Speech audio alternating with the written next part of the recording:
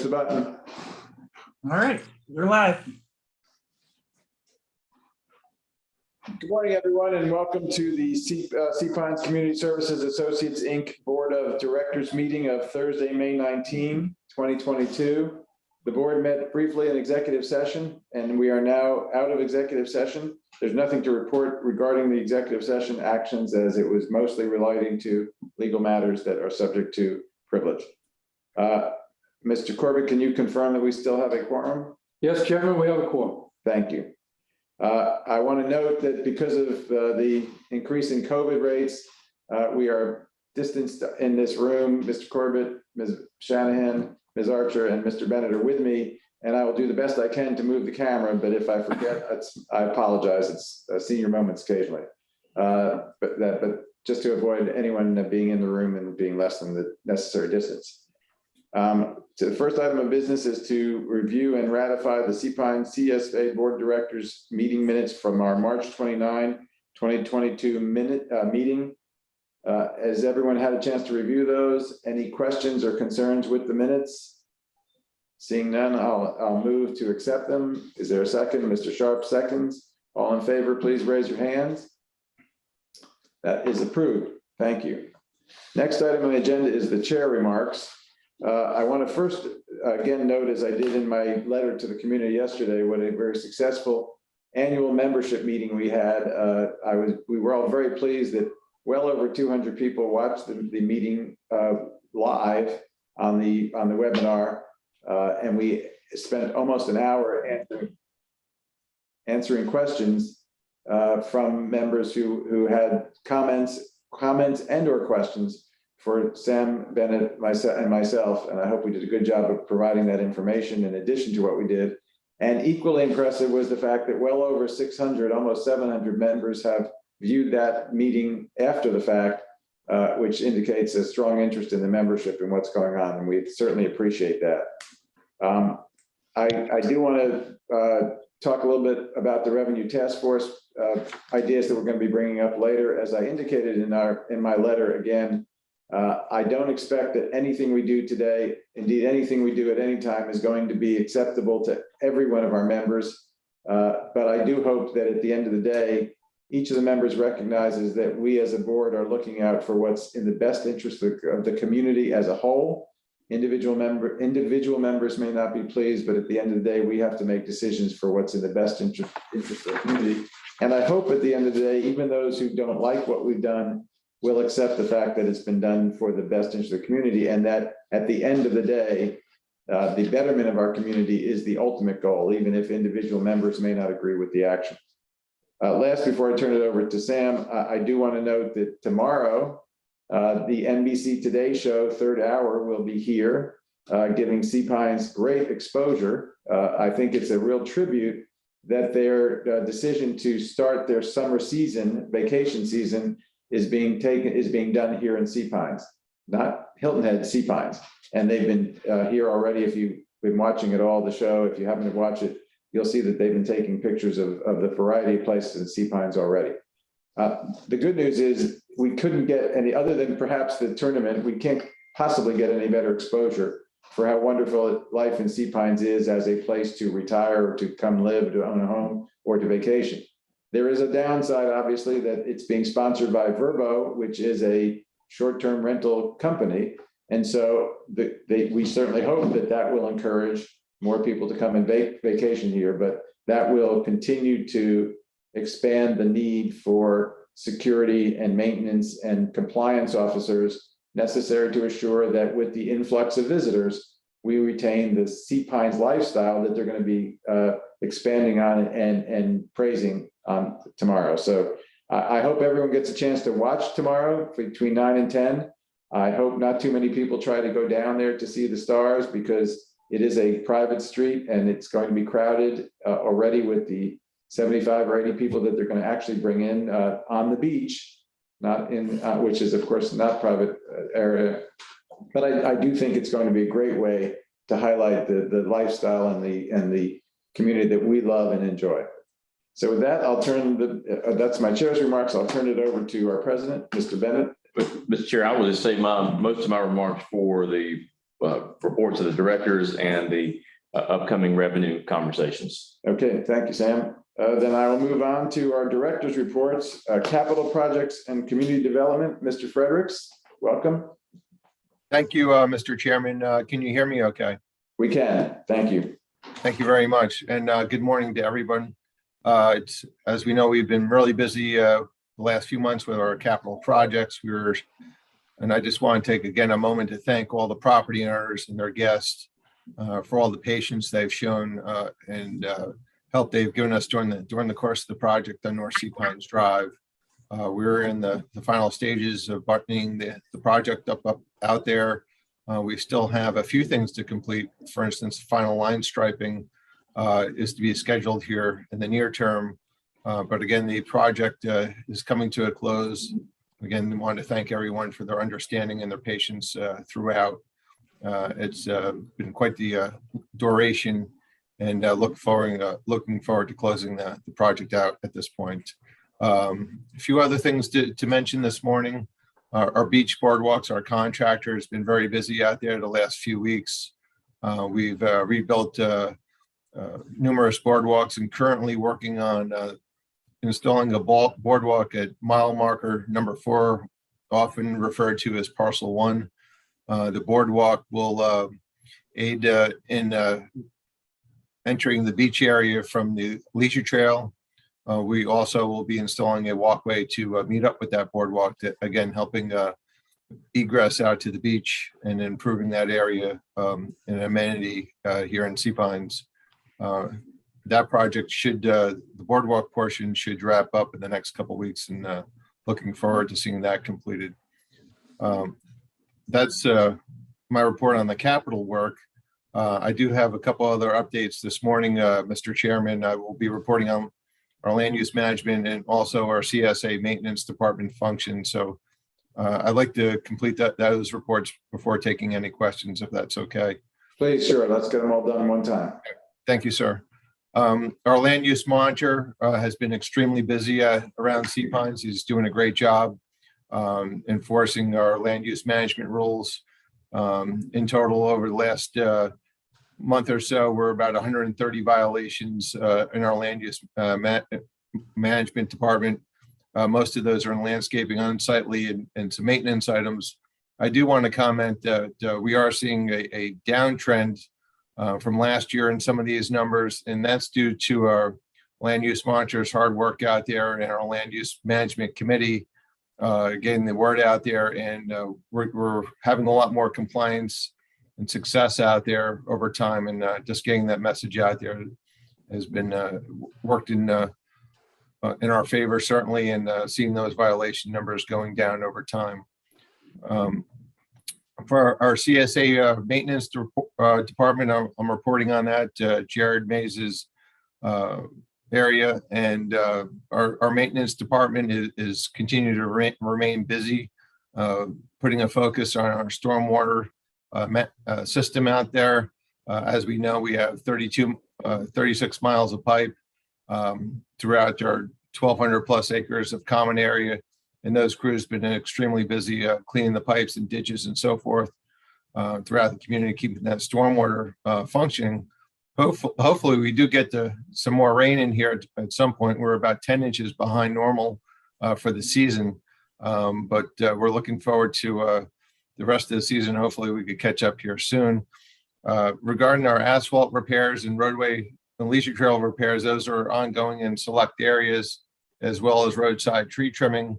Our contractors and our in-house staff have been busy in those areas, again, in select areas throughout the community, performing those tasks. Along with roadside mulching, the crews have been out there and been very busy over the spring, and we'll be busy right through the summer months. So that concludes my report for this morning, Mr. Chairman. Glad to take any questions on any of those topics. Thank you, Russell. Before I open it to questions, I did want to welcome our board director, Bill Johnson, who is walking around someplace in Italy, proving the diligence that our various directors have in trying to meet their obligations. Welcome, Bill. Thank you, Mr. Chairman. I'm busy watching my wife shop in Rome. Well, I hope you're not being too distracted by the meeting. Thank you. Going back, are there any questions for Russell on the 3 reports he's provided? Jim Caskey? Yeah, it's not really a question. It's more just a compliment and a statement. Seeing the boardwalks, the different beach boardwalks, the quality of construction, the extension of those boardwalks over the dunes. I mean, it's pretty remarkable, and it's such an upgrade from what, we've been owners since 2008. And it's just great to see. And likewise, the quality of the work on the North Cpines Drive, the landscaping, the irrigation. Kudos to you, Sam, the team, for setting a bar of quality that's reflective of this community. And I think keep that up. It's really good to see that the investments that we're making as a community to improve it at that level. It's similar to what the improvements the resort's making, improvements that have been made at Cpines Center. So there's really good energy around the quality and the quality of life here at Cpines. So good to set that bar high. Thank you, Mr. Caskey, and that all relates to the quality of the directors and the employees we have working for the directors that we're able to maintain here at Cpines. We need the best folks working on our team, and I appreciate the work they do in and out. They not only value this community, they value and appreciate the property owners and the role they play in making Cpines the best community it absolutely can be. Thank you, Jim, and thank you, Sam. Any other questions for Russell? Seeing none, Russell, thank you again on behalf of everyone. It's very good to hear that the land use management rules are being effective, and that more importantly, that we're getting good compliance once people are aware of the problem. Obviously, as the summer season starts and we'll have more people in Cpines, I hope we can continue that. And kudos to our land use monitor. Thank you, Mr. Chairman. Okay, with that, then I'll move on to communications. Ms. Sutcliffe-Jones. Good morning, Larry, and to the rest of the board members. Thank you so much for your time. Good morning also to those who are viewing on the live stream and those who will come back at a later point to watch the meeting video. Just a couple of reminders from the communications department. We are receiving and taking questions for the board of directors at the moment, and we'll continue to do so up until the meeting adjournment. If you have a question for the board, please submit it to questions@csacpines.com, and we'll get that over to them. Larry spoke briefly about the annual meeting, but just wanted to say thank you to everyone who returned a proxy. We had the opportunity this year through the board approved implementation of online returning of proxies, in addition to the United States Postal Service opportunity. We're pleased to report we had a 41.9% return rate on those proxies. So very, very pleased with that outcome. If you missed the annual meeting for any reason, you can get caught up on our website at www.cpinesliving.com/annual meeting. There you'll have the video from the meeting. You'll also have resources like our annual report from Cpines CSA, in addition to our 2021 audited financial statements. So definitely a great resource if you happen to miss it or just want to get caught up. A couple other reminders very quickly. Email certainly is a great way for us to reach our members who are so spread throughout the country and also in other countries as well. So if you have not provided your email address to CSA and you would like to do so, please feel free to reach out to our offices so we could update that information for you. We also have a Facebook page. If you're interested in following along, it's facebook.com/Cpines Living. And to close real quickly, our website is a great resource. Our staff works very hard to post pertinent information there. So check it out online at cpinesliving.com. We post information from our departments, project updates, things like that. So definitely a great resource for you to check out. And if our staff can be of any assistance, please feel free to reach out to us. Our phone number 843-671-1343. You can reach us by email. Our general info inbox is info@csacpines.com, or you can always stop in the office. This is 175 Greenwood Drive, Monday through Friday, 7:30 a.m. to 4:30 p.m. That's all I have. Larry, happy to take any questions if anyone has any. Any questions from the board? Before I let you go, man, I will note, it always surprises me how often I see on social media questions about how do we do this or how do I do that at Cpines. I urge folks who are watching the video, watching this meeting, and generally, the best resource to find out what you need to do in Cpines is to go directly to CSA. And you can do that on our website, which we continue to update with information. We have a Facebook page as well, where you can ask the question and it'll be answered, or you can go directly with the answer. So the best source of information about what you need to do in Cpines is probably going to be CSA Cpines. Thank you, Amanda. Thank you, Larry. Yes, sir. Any other questions? If not, thank you, Amanda. We'll turn to Ms. Shanahan for Finance and Administration. Okay, thank you, Mr. Chairman. The Finance Committee, what we're currently working on is any property owners that have not paid their 2022 assessments. As of June 1st, we will be putting liens on your property. Right now, we have approximately 85 properties that still have not paid, and 10 of those have carried balances from the prior years. So I'm sure no one who's watching this, none of those people, I'm sure. Our IT department is working closely with security to get CSA 360 implemented. It has not fully gone yet. We're just working out a couple details, but we hope that will be successful over the summer. And finally, our phone system, we're moving to a cloud-based telephone system here in the office. So that'll be nice as far as we can access from our cell phones. We don't have to be actually at our desks. And obviously the human resources continues to recruit mostly in the area of security. That's my report. So does anyone have any questions? I'll be coming back to the financial statements shortly.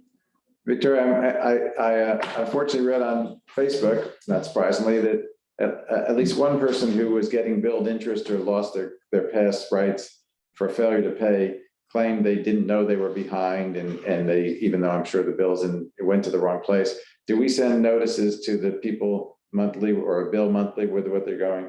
Absolutely. So if you think you haven't paid your assessments, make sure we have the updated information and addresses as to where you want your mail, because come June 1, the penalties continue to get worse. So, okay, with that then, thank you. With no questions, Ms. Shannon, I'll turn to Mr. Henderson. David, for a report on ops and special projects. Good morning, Larry. Good morning, everyone. I just have a very brief report for you this morning regarding the Forest Preserve. We had successfully conducted a couple prescribed burns prior to the last board meeting in late March. And I just wanted to let you all know that we have successfully completed 2 additional burns since that last meeting. In total, we've been able to implement on about 35 acres, which is getting to the general range of where we think we need to be as we fully implement the land management program going forward. The last prescribed burn was behind lot 1 off of Greenwood Drive, the trolley lot.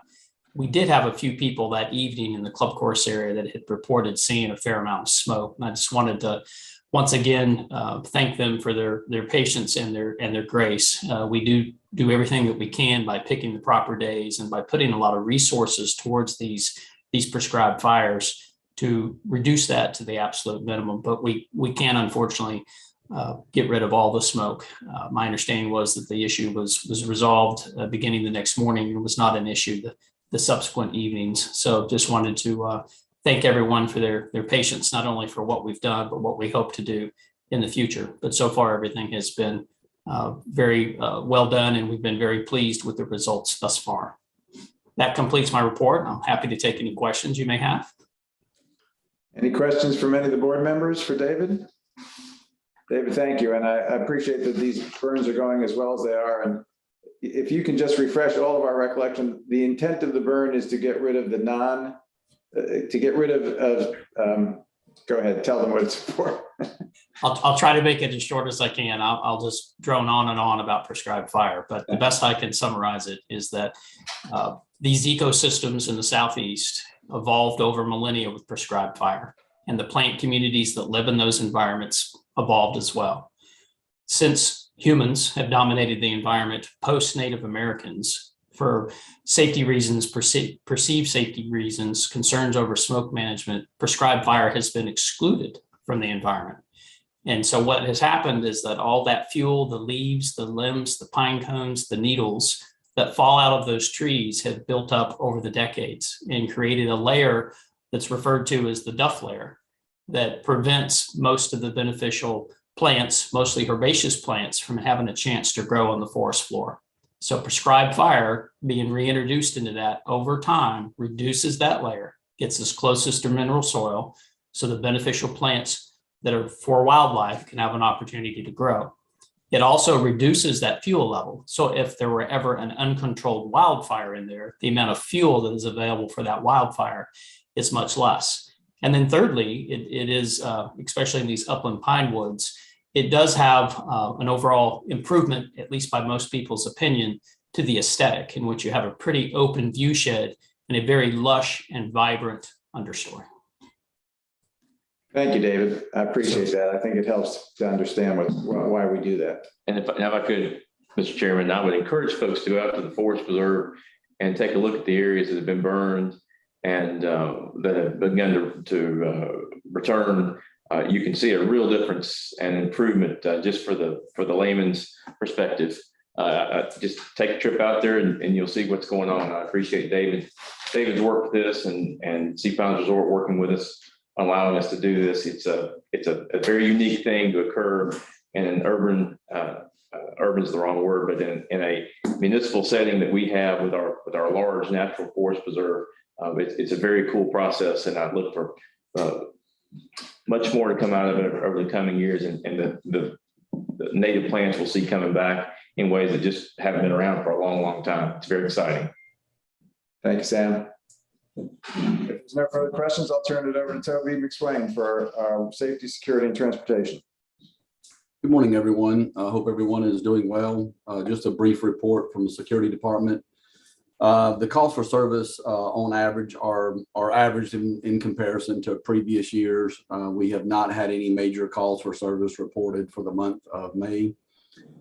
We are showing a significant decline in some of our regular calls for service, our parking violations, the noise, the motor vehicle collisions, covenant violations, but I really wouldn't get too excited about that. I think this is a lull before the calm before the storm, so to speak. Schools are letting out, and we anticipate here in the coming weeks that the calls for service are going to increase.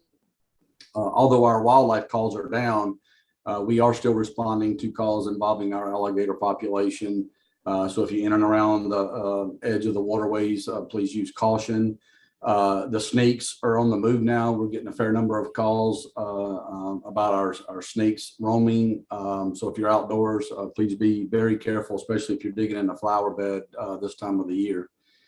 Our full trolley season will begin service starting next week on May 27th. The blue route, which runs on Lighthouse Road, will run from 9 a.m. to 10 p.m. Our green line, which provides service to South Beach, will start at 10 a.m. and run through 10 p.m. And our red line that services the trolley lot as you come in will start at 4 p.m. in the evening and run through 10 o'clock at night. The beach trolley has been operating since March. They did take the week off for the Heritage. And as of today, we have moved 511 people to the beach club. I believe about 2 weeks ago, we had 1 week where we moved 190 people, which is the most that we've had for this week. But on average, we're looking at probably less than 8 people a day riding the beach shuttle. I do look to see that that's probably going to pick up here in the coming weeks. The leisure path gate at the club leading into club course has been replaced after a significant delay of getting that new gate put up. It is a new swing gate compared to the slide gate that we had before. We're hoping that this gate is going to operate in a much better fashion than our old slide gate, or at least that's what we're hoping, that it's going to work better. We do need to add some additional fencing in and around the fence. The slide gate kind of took up more of an area than the swing gate, so maintenance will be installing some new fencing in that area to kind of close that gap. We are still advertising for full-time employees, which Victoria mentioned, as well as our summer help. We are still 4 patrol officers down And unfortunately, we are losing a long-time employee of 14 years this coming Saturday. Lieutenant Roberto Amaral, who's been our day shift supervisor here for the last 14 years, has done an outstanding job, and we hate to see him go, but we do wish him all the best. That concludes my report. I'm happy to answer any questions. Thank you, Toby. Do we have any questions from the board on Toby's report? Seeing none, Toby, thank you for that report. I expect the security force will be quite busy as the summer season starts rolling in. Okay, I'll next then move to the financial report from Ms. Shanahan. All right, thank you, Mr. Chairman. I'm going to be kind of brief running through this. I'll start with the balance sheet. You'll see that second line item, it shows $11 million in investments. Of that 11 million, we transferred 2.5 million of the 2022 assessments to be invested in treasuries that will mature throughout the year as the cash needs come.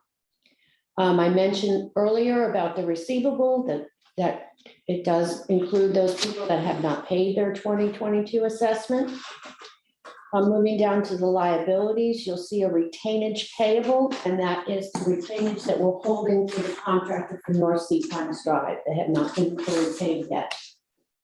Moving down to fund balance, I just did want to point out and remind you that we moved $1 million from undesignated into our capital reserves, as well as $354,000 from undesignated into the emergency fund in order to be in compliance with our policy.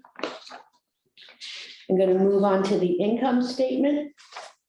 Of note is in compared to budget, the annual permits are up 112,000 over budget. So that's really good news.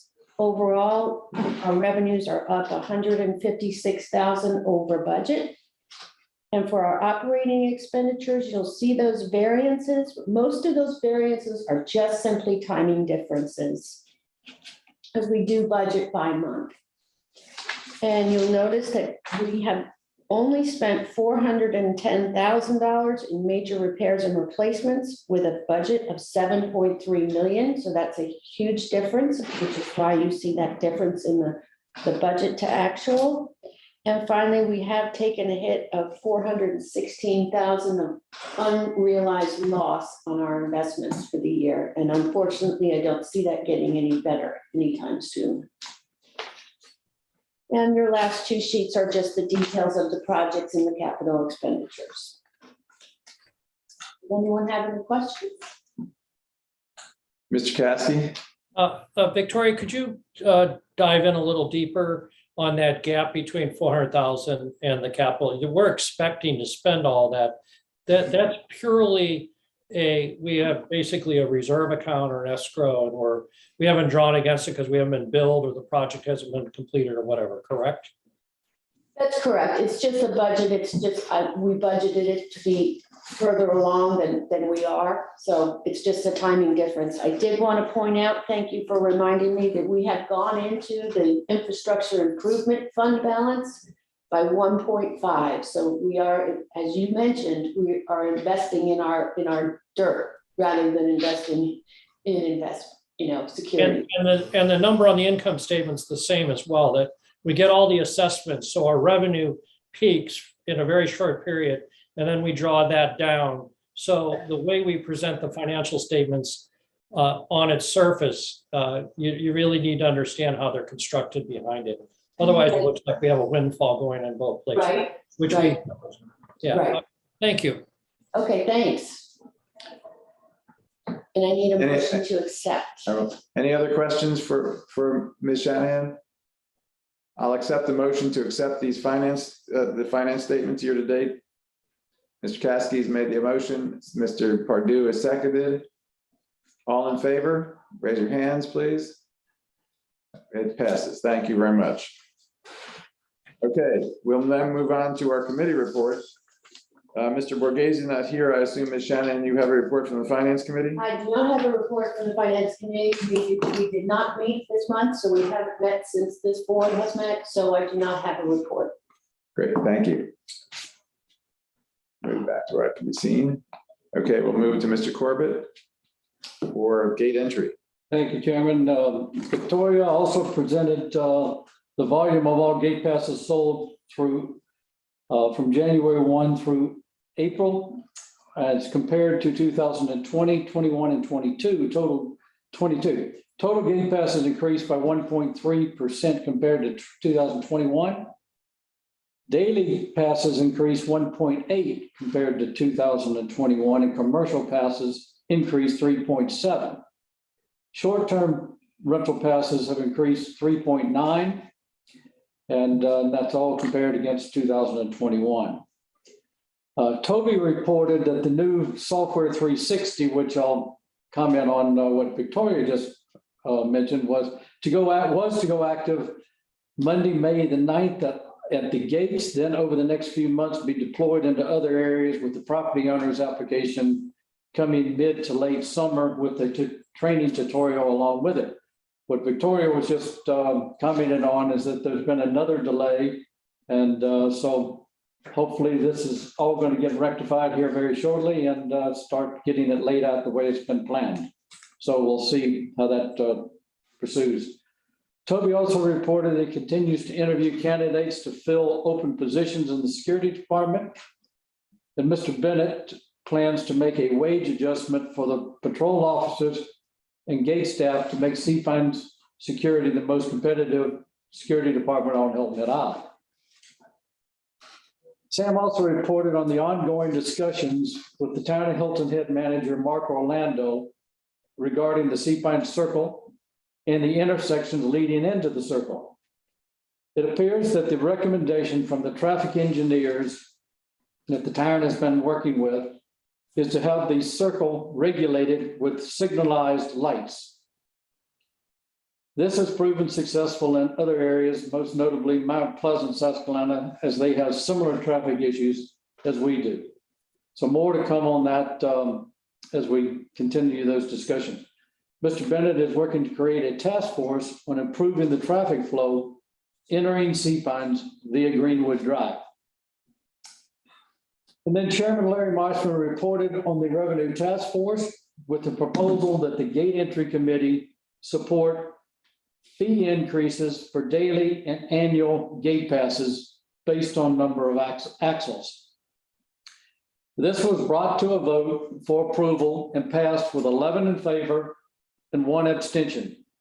There is a resolution on today's agenda requesting CSA board approval. So we'll get see more on that in a few moments. No further business. We adjourned our meeting. Thank you. Thank you, Carrie. Any questions for Carrie on the Gate Entry Committee report? As noted, we will take up the approval of the gate pass increases later in our revenue task force. Okay, seeing none, we'll move on to Mr. Caskey and governance. Yeah, thank you. Governance this year focused on reviewing all the recommendations that we made and were implemented for last year. And I'm pleased to report the board fully embraced it and implemented the new conflict of interest policy to include disclosure form with every member making a disclosure, and that's going to be later on the agenda in more detail. Adopted all the committee guidelines, the confidentiality processes, and conducted a self-assessment with almost 100% participation. And we're going to be using that self-assessment findings in a board workshop to say, how do we continue to strengthen what we're doing? So it was very good to see that work being taken and embraced. Amanda already reported that we continue to advance electronic voting, but we do have a population that likes it both ways, likes the paper and likes the electronic. So we're still deliberating that. We don't have all the emails, et cetera. And currently we're working, and I think later in the agenda when we talk about the revenue task force, we're working on trying to think through updating our vision, which is our aspiration for CSA, and the mission of CSA, given its scope. It's not Cpines Community, it's the organization that runs our infrastructure, basically. And within those concepts of vision and mission, the governance committee is deliberating how do we continue to strengthen this principle of common good. that we come together with our property owner hat on, our commercial hat on, our resort hat on. But as we come together, what is in the best interest of the overall community? Recognizing that not all parties can be satisfied at all times. And that's really the essence of what this board is about. And so we're working on ways to maybe strengthen the language around that and people's understanding that we can't come in here and vote from it, just have only my needs met, but those are the common good of the community met. So it's a very complicated thought, but it's one that I think this board continues to grapple with, and hopefully governance will bring some further enhancement to our language and our understanding of that. Question? Thank you, Jim. Any questions for Mr. Caskey on governance? I think they're doing a good job of improving the way we govern ourselves and also the mission that we're on. So appreciate the work of that committee, Jim. Good. If there are no questions, I'll move on to Mr. Thompson with land use management. Thank you, Larry.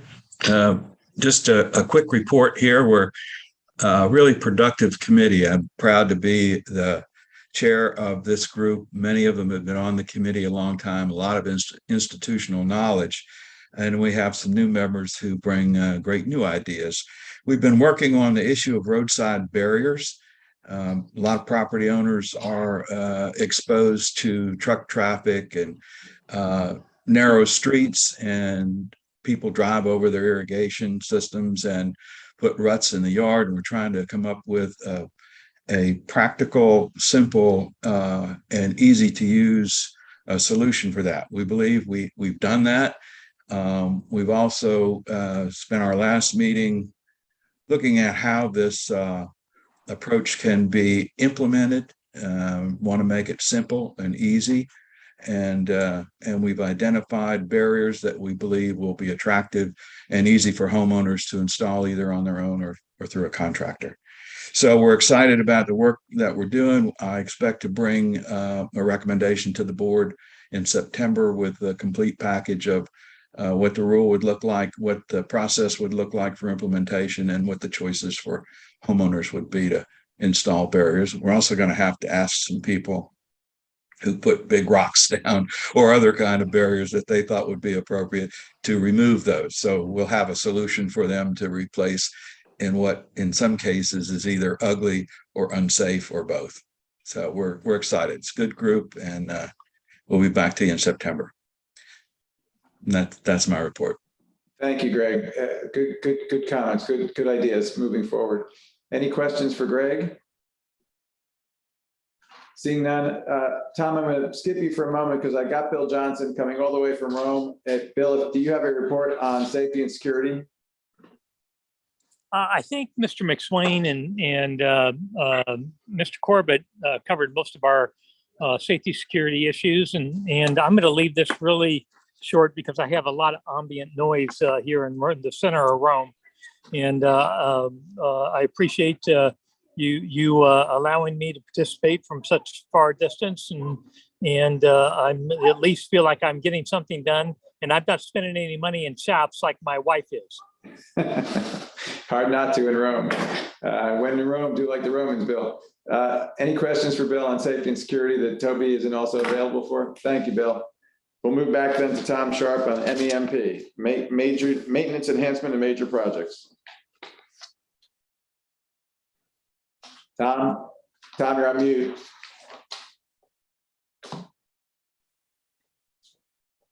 Unmute. There you go. Sorry about that.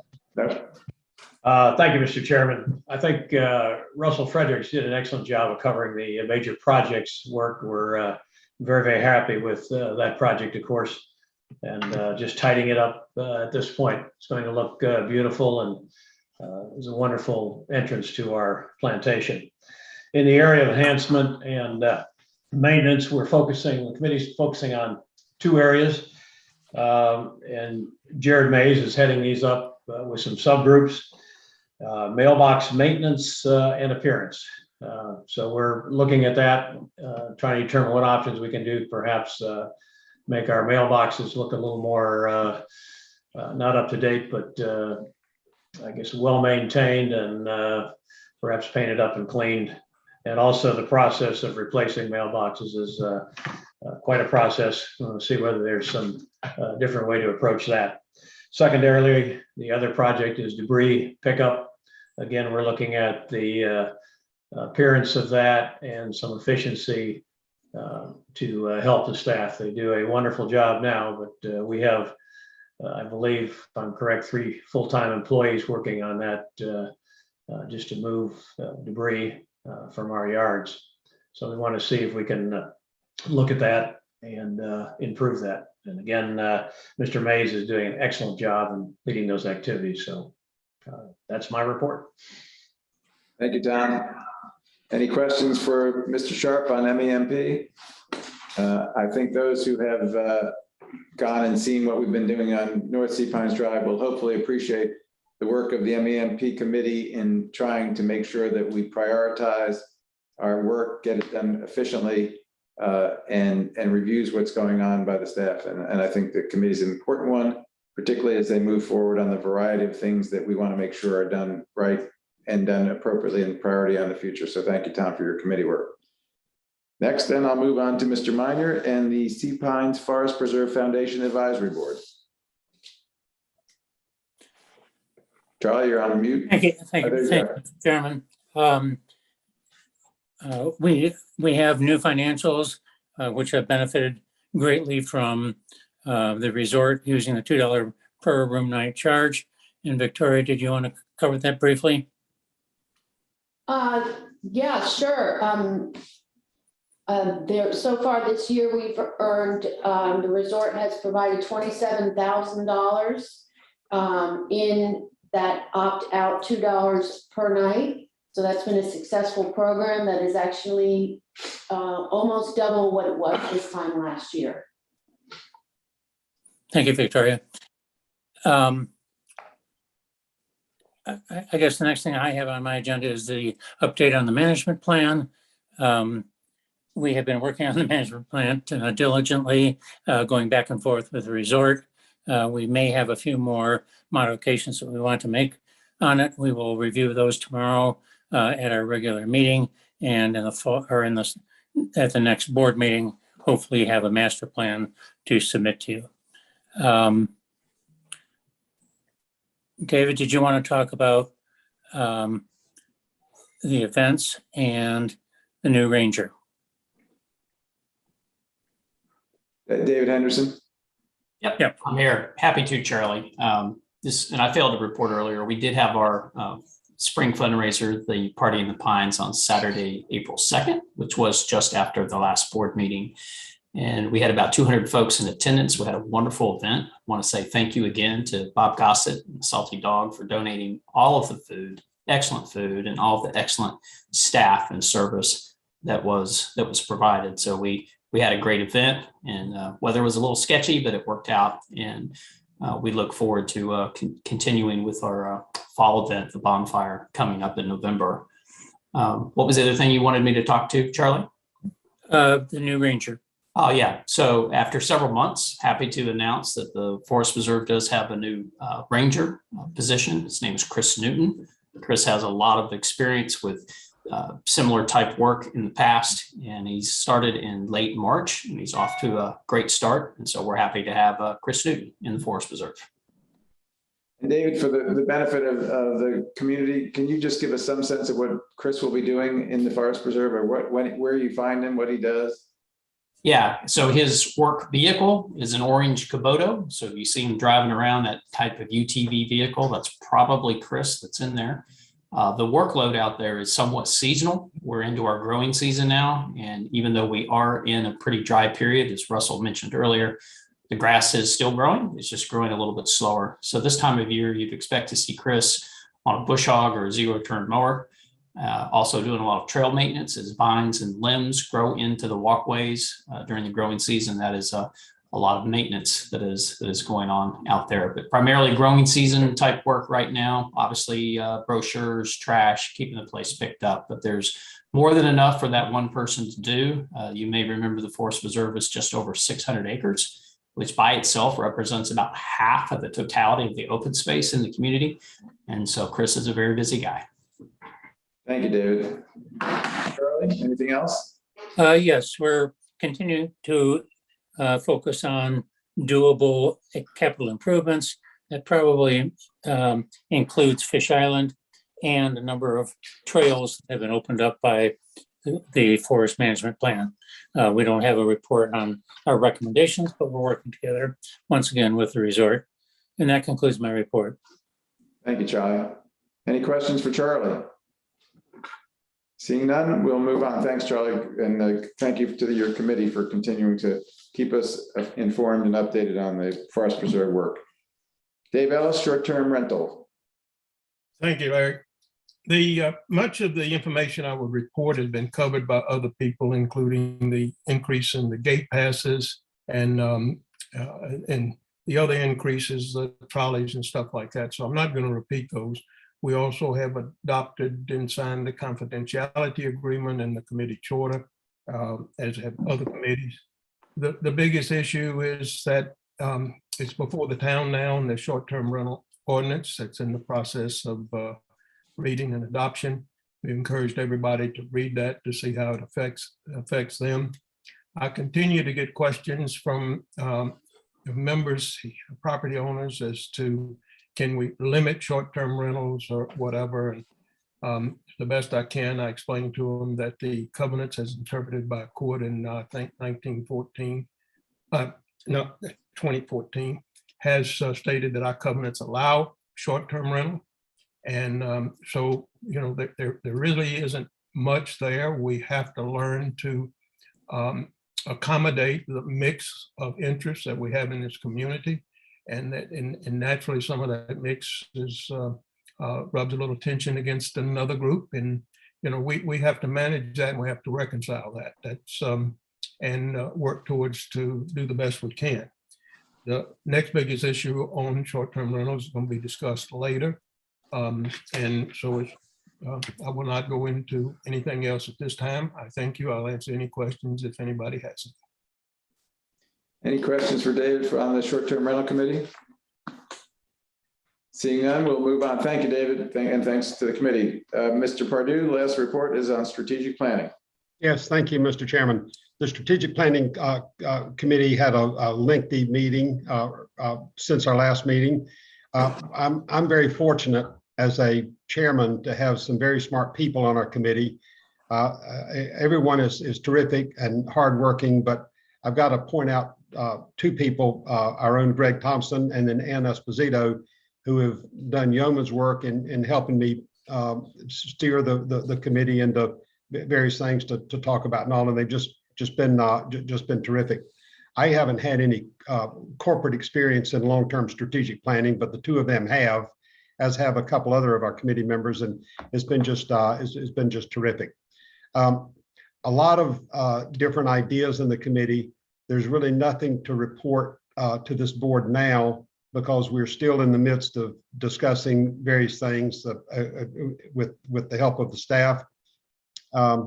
As Jim Caskey had pointed out also, one of the challenges is to determine what CSA really can do, what's in our authority, what's not in our authority, coming up with a strategic plan for CSA as opposed to a plan for the entire community.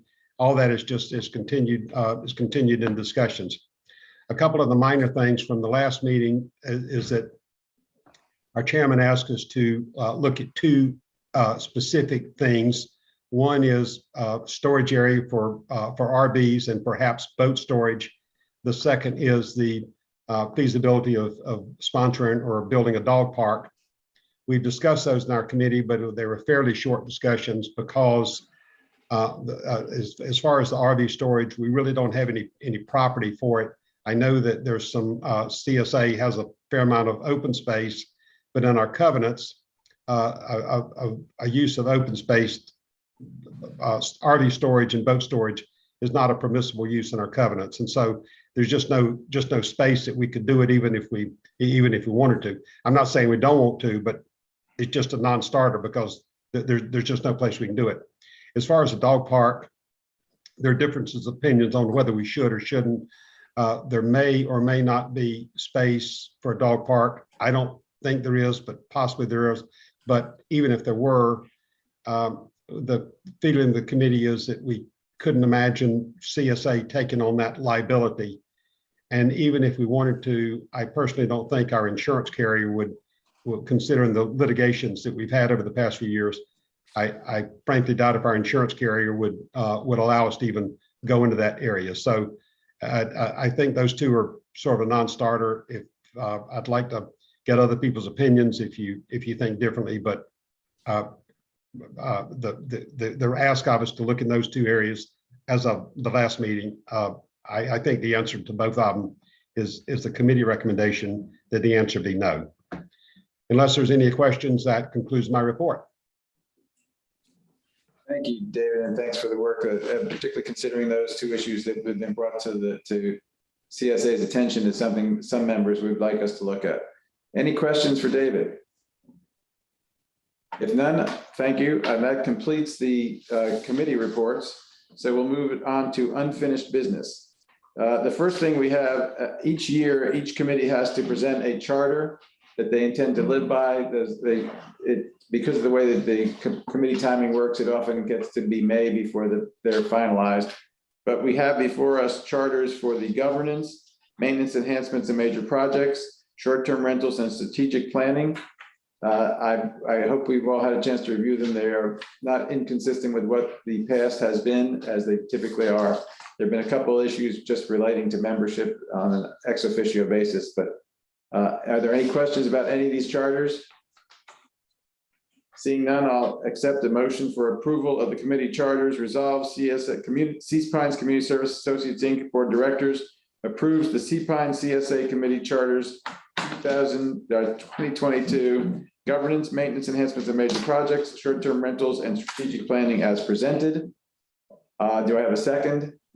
Ms. Adams, all in favor, raise your hand. This passes. Thank you very much on that. The next bit of, I'm going to move to the third item, which is the board member conflict of interest policy disclosure. Each of the, thanks to our governance committee, we formalized a conflict of interest policy and disclosure statement that we had. There was a policy based on South Carolina law, and we lived by that religiously. The governance committee felt it would be appropriate to have a formal policy for CSA, written policy and disclosures. Pursuant to that policy, each of our board members is required to submit a conflict of interest statement, which is reviewed by the president, the chairman of the governance committee, and the president and the chairman of the board. We have reviewed those and found that other than the inherent conflicts that exist in our board, because each of us is either elected by or appointed by a constituency, other than those inherent conflicts, we did not identify any specific conflicts that would come before the board and need to be resolved. Should any issue come up before the board where that is not the case, we will certainly identify it. So I don't think there's any action to be taken by that, but I did want to report on that. That brings us to the Cpines CSA revenue sources proposal, which we have been working on for several months. I want to go back historically. When I became chairman, I recognized two issues, one of which was an urgent matter and the other one of which was a clear and lengthy short-term problem. The first was the need to fund the maintenance, improvements, and rebuilding of our critical infrastructure. And so we spent much of 2020 working on coming up with task force proposals, a task force that worked for almost 6 months to come up with the proposals, which were adopted in November, ultimately led to the critical infrastructure referendum, which we all know passed overwhelmingly. And while I fear that with inflation rates and construction rates, we will at some point need to review that in the future, we have at least solved for the moment that problem, subject of course to the referendum litigation being successfully upheld, the referendum being upheld. But that wasn't the only problem we faced on a financial basis. We knew, anyone who knew our finances and looked at them carefully recognized that our assessments were not keeping up with our expenses, and certainly not with the inflationary costs that we were suffering here in Cpines compared to the national rate. Obviously, inflation has gone crazy nationally, and it has affected Cpines even more.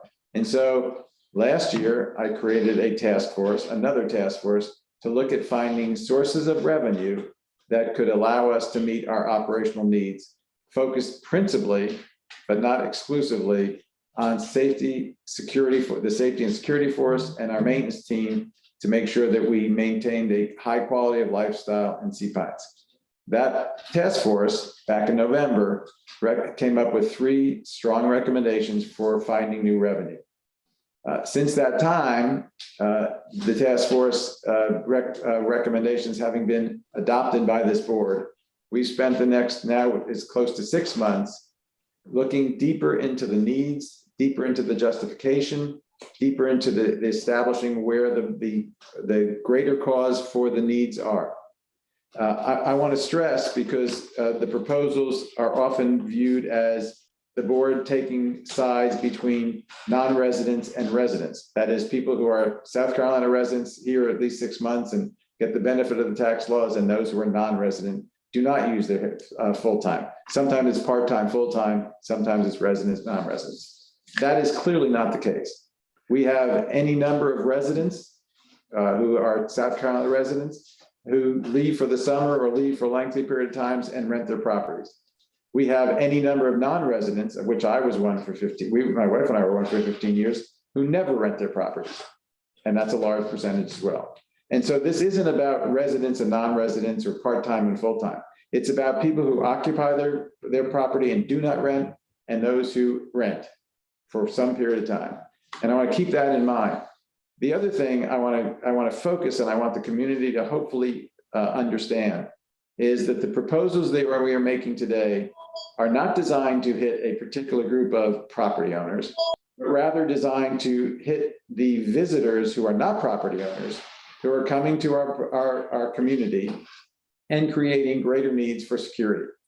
And if the proposals that are on the table today pass, the funds that will be coming on the rental registration won't become effective until next January, because we actually heard some concern from those who rent that it was too late to pass it on to this season because the rents had all been set.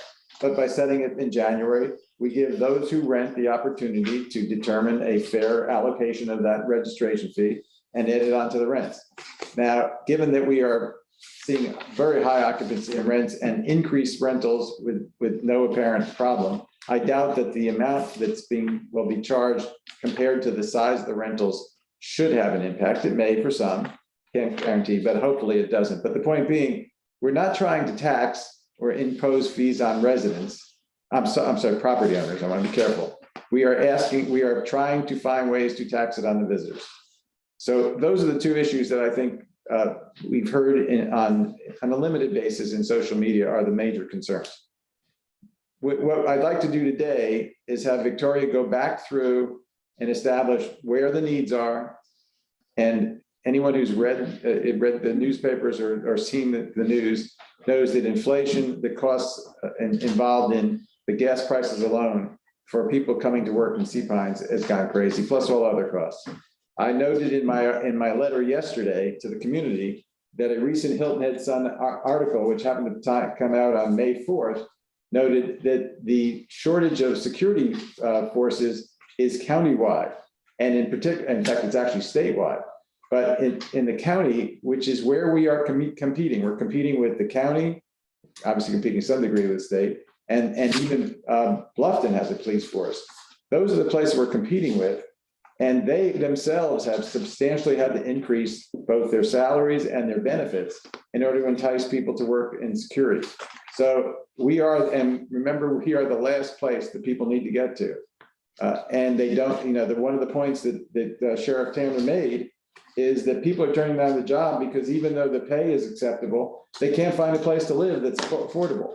So affordable housing hits our security forces as well.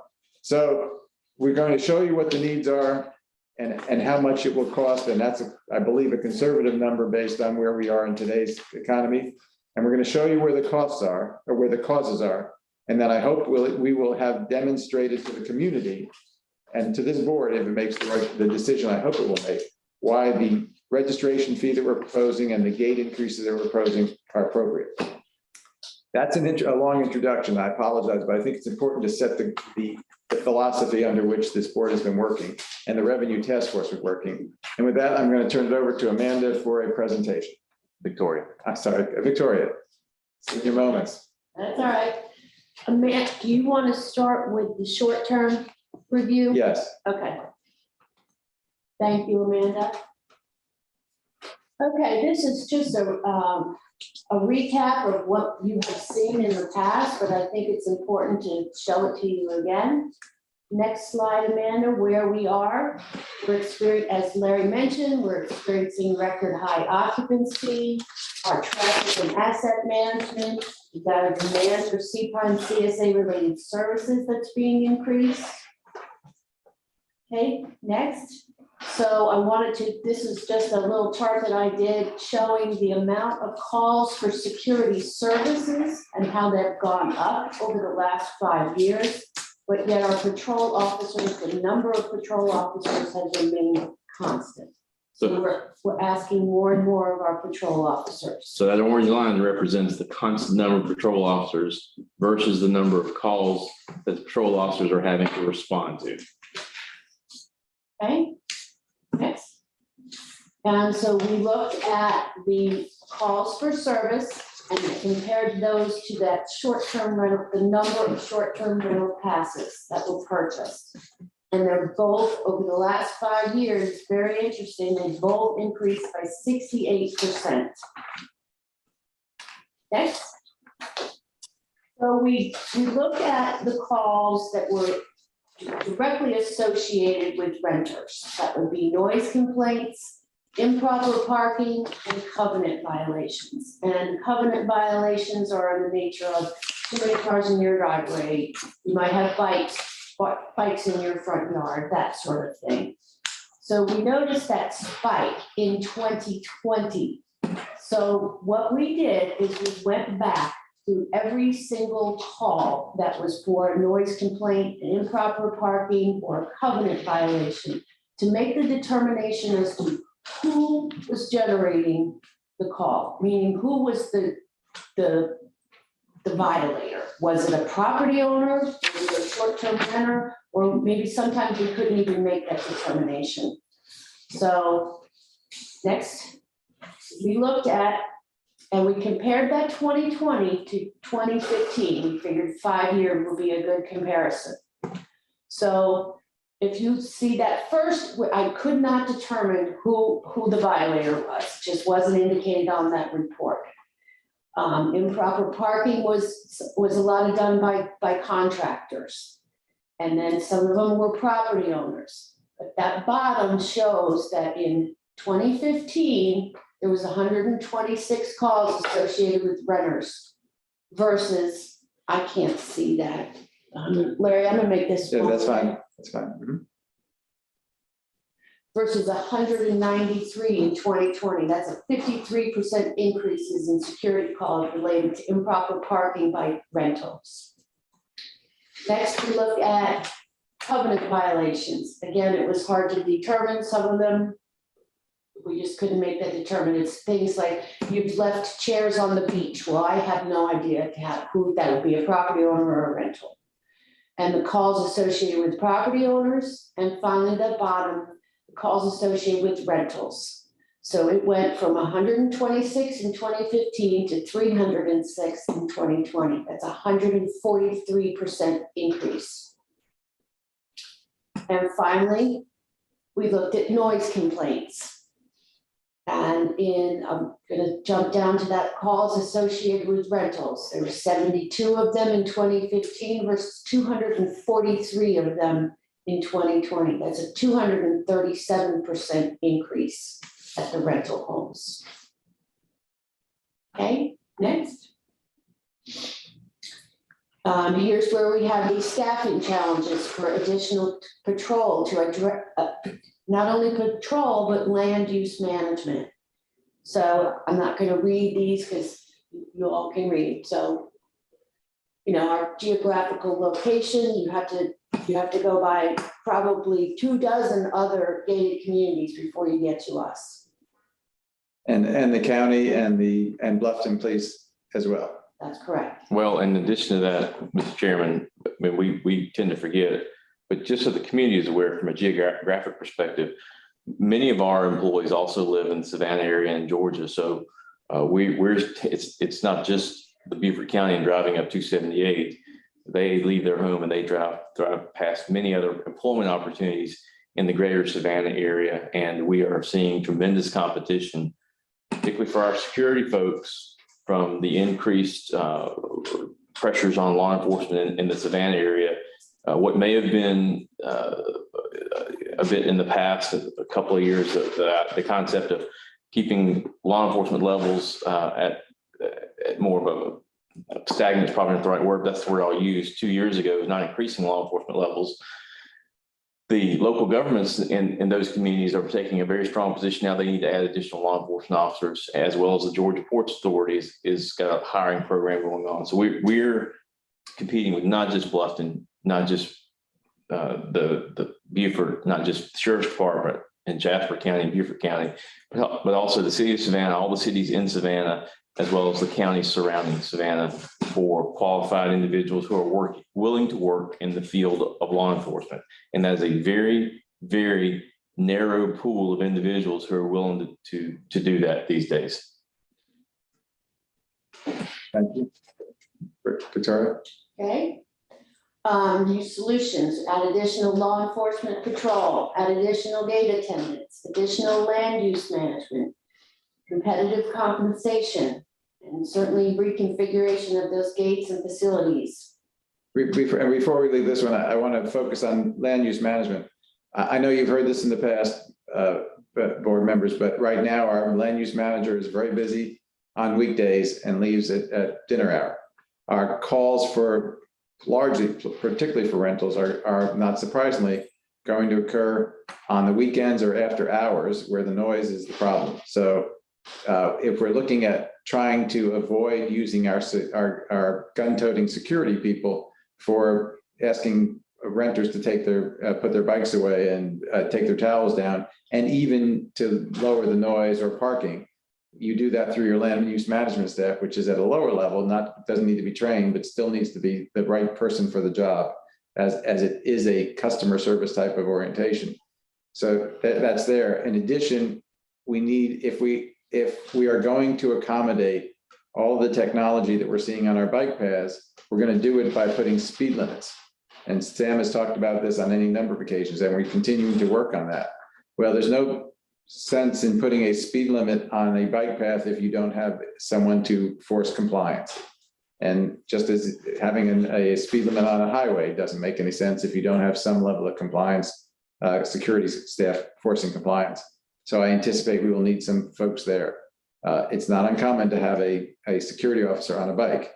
And that's probably what we would have to do as we get more and more complaints about the problems of safety on our bike paths. Thank you, Victoria. Okay. All right, we kind of already touched on this, that who we're competing with. That's our Beaufort County Sheriff's Office they have bumped their introductory rate to $24, which is equivocal to about $50,000 a year. City of Beaufort is $20, Town of Bluffton is $21. And our current introductory patrol officers is 17. Next. Okay, so if we were implementing the rental registration fee, it would be based on the number of bedrooms.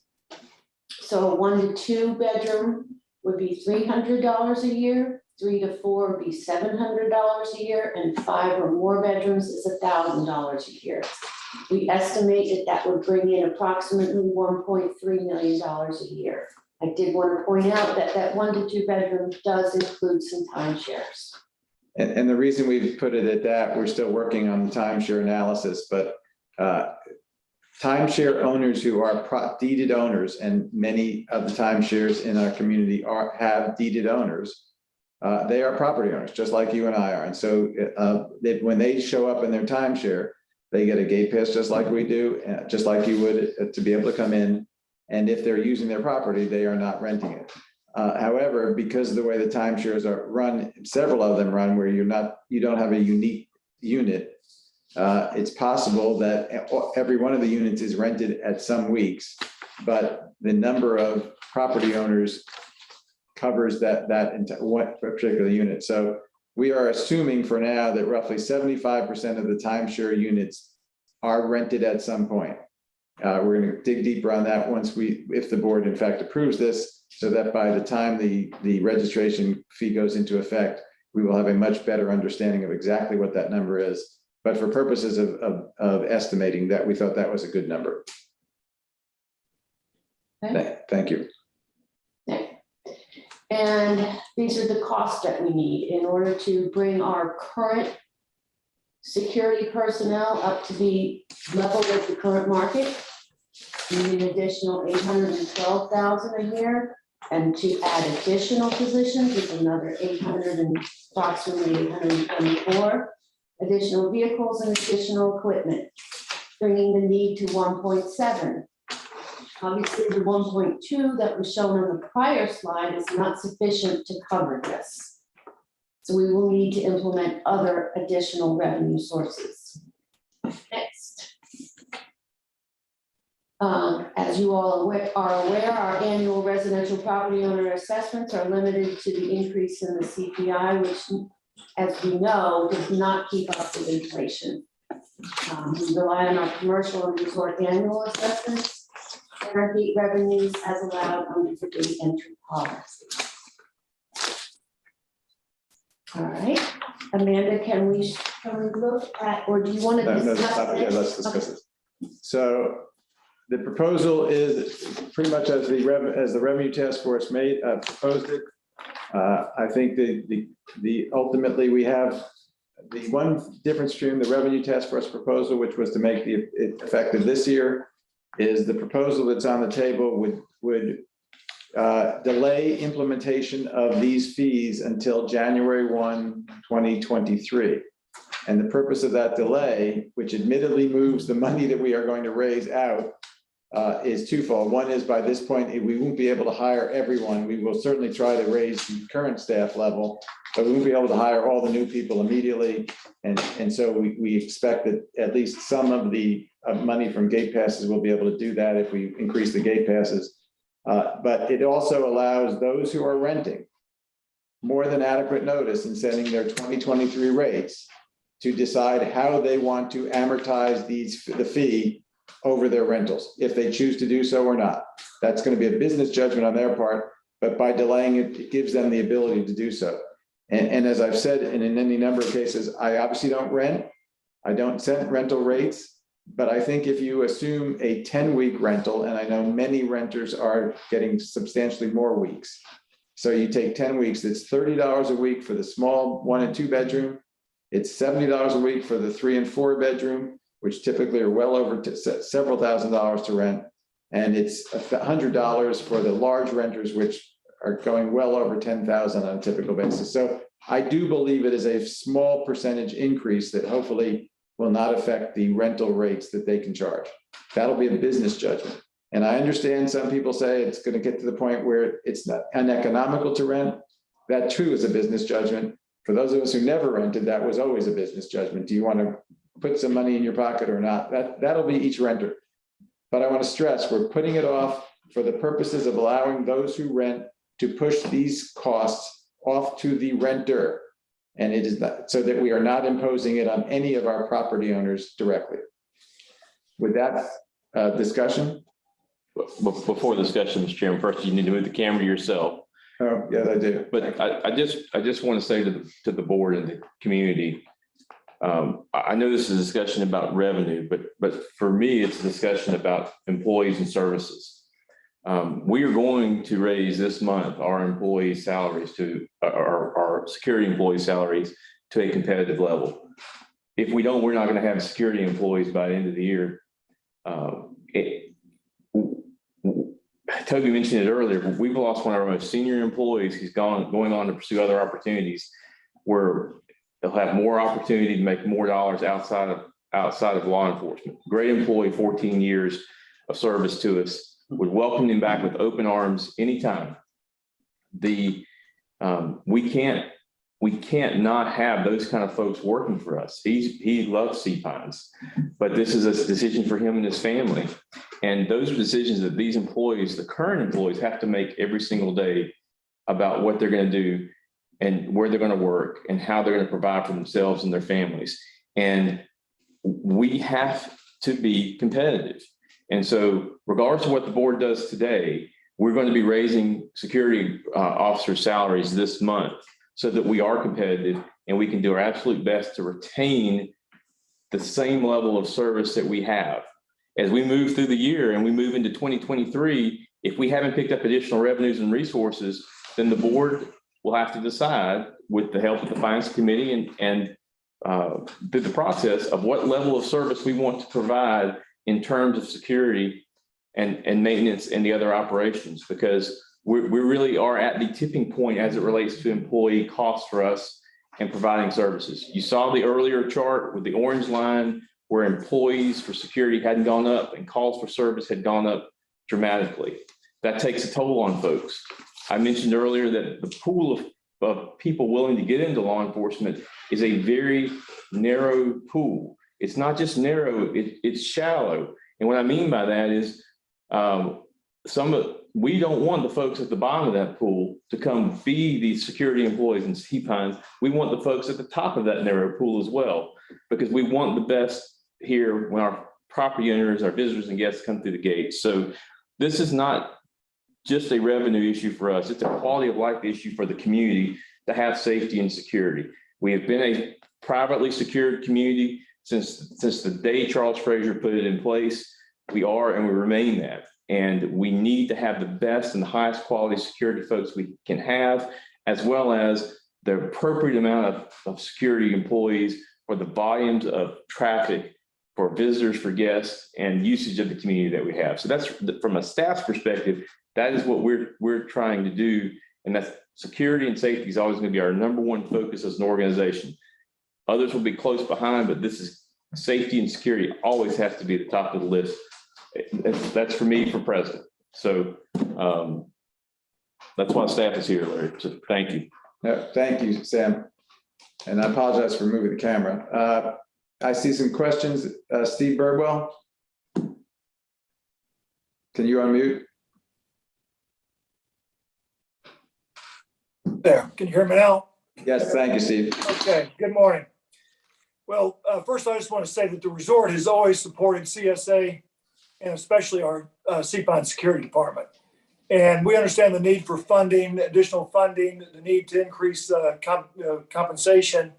And we want to be a part of finding a solution to finding that needed funding. But I have to say that we're strongly opposed to the proposed fee on short-term rental owners. We represent more than 400 of those short-term rental owners through our rental program. And we've heard from many of these property owners. All of those we've heard from are opposed to the fee. You know, short-term owners represent roughly 40% of the community. And here we are loading a new fee onto just a portion of the community. And we've never had a fee like that would implement a new fee on a portion of the community like this one will. You know, our annual assessments are roughly $1,100 per year currently, and here we are. The owners that would pay the $1,000 would nearly double the assessment that they're paying to CSA from implementing this fee. We think the fees are high, and as I mentioned, the $1,000 fee is nearly doubles the assessment.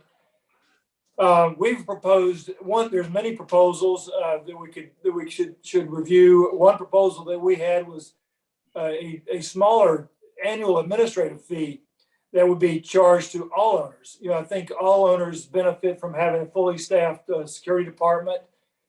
We think that it could be a fee that would be only $150 to $200 per property owner, would raise the same $1.3 million that's needed. You know, another thing about the proposal is there is no limit on any future increases. A future board could decide, oh, $1,000, that should be $5,000 or $10,000. And so there has to be some limits that would be placed. This week, also, the town of Hilton has implemented a new short-term ordinance that affects all owners in the town. So yet another fee that is loaded on to our short-term owners. So we're strongly opposed, and we'll be voting. I'll be voting against the proposal this morning. Thank you, Steve. I do want to respond to a couple of things you know. One is we have structured this proposal so that those who rent have the opportunity, and I hope they do, will pass this as long as part of the rental, so that it is not in fact paid by property owners. It's collected by property owners and passed along, but it is not. They don't need to bear that burden. It's hard not to argue that there is a distinction between those who are using their property to create revenue, which is fine, we can't stop it, and those who don't. And it's also hard to argue that the significant increase in safety in rentals hasn't caused the need for more security. Is it true that everyone benefits from having more security? Absolutely, because everyone benefits from having a lifestyle here in Cpines that we enjoy with a safe and healthy environment, and one that maintains the land use management rules in effect. But it's also, I think the evidence that we presented here shows that renters, who are on vacation for a week or two, are creating more of the violations. Unintentionally, I think almost all the renters, once they're advised, are going to comply. But we need people to advise them. And that's been created by the increase in rentals. Now, I think it's probably fair to say that if we went back to the number of rentals in 2015, the assessment that we have would be close enough to cover the number of security officers we have. And that's how we bear it. In addition, I think, again, if you look at the distinction, I just want to keep stressing, the property owners who rent have the ability to make the visitors pay. They choose not to, that's their business. But I don't think we should be talking about dividing the community between making some property owners pay for something and others not. I think that's a fallacious decision, but I appreciate your position on that. Dave Ellis, I saw your hand up first, then Cliff.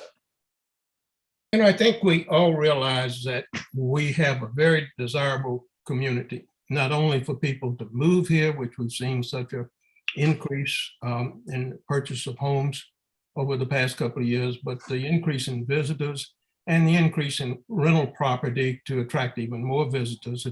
It's a wonderful place. Businesses benefit from that. Rental agencies benefit from it. Real estate benefit from it. And so it's an environment that is a mixed environment, and we want to keep the quality of this Cpines to a high level. So we will continue to attract those kind of people who can afford the prices for the house. If we let anything deteriorate, that's going to be the turn to when house prices will start going down and visitors will go down, or the rents will go down, because you can't attract the same quality of visitors. Now, when you look at all of that, there is one thing that we've never factored in to the cost with this increase in traffic. And because it's somewhat intangible and it's not direct and immediate. As you increase traffic on roads, a road that should need resurfacing only once every 10 years may have to be resurfaced every 7 years. A road that the road bed is supposedly good for 20 years, that road bed is going to have a shorter life. The more vehicles and heavier vehicles, as we're seeing here, is going to decrease those. And those are millions of dollars of cost that are come in the future, so we don't quantify them in the same way, but they're real. And if you're involved in municipal services, as I have been, and you see this, you look for how to finance these kind of things. Now, I'd like to take a little bit different view than an assessment. If there's an assessment, you know, the only people that pay that assessment are those people who don't rent. So you're putting the burden on only the people that don't rent. Everybody else is going to pass that increased cost. They're going to pass it on to the visitors. So if you want the homeowners to pay, and just the homeowners who don't rent, do an assessment. But if you want to be fair to the people who live here, and you want to try to collect money from the visitors who enjoy this place and to make them share the cost and the support of the place that they enjoy with those of us who are permanent residents and don't rent a house, then you need a fee based against those people.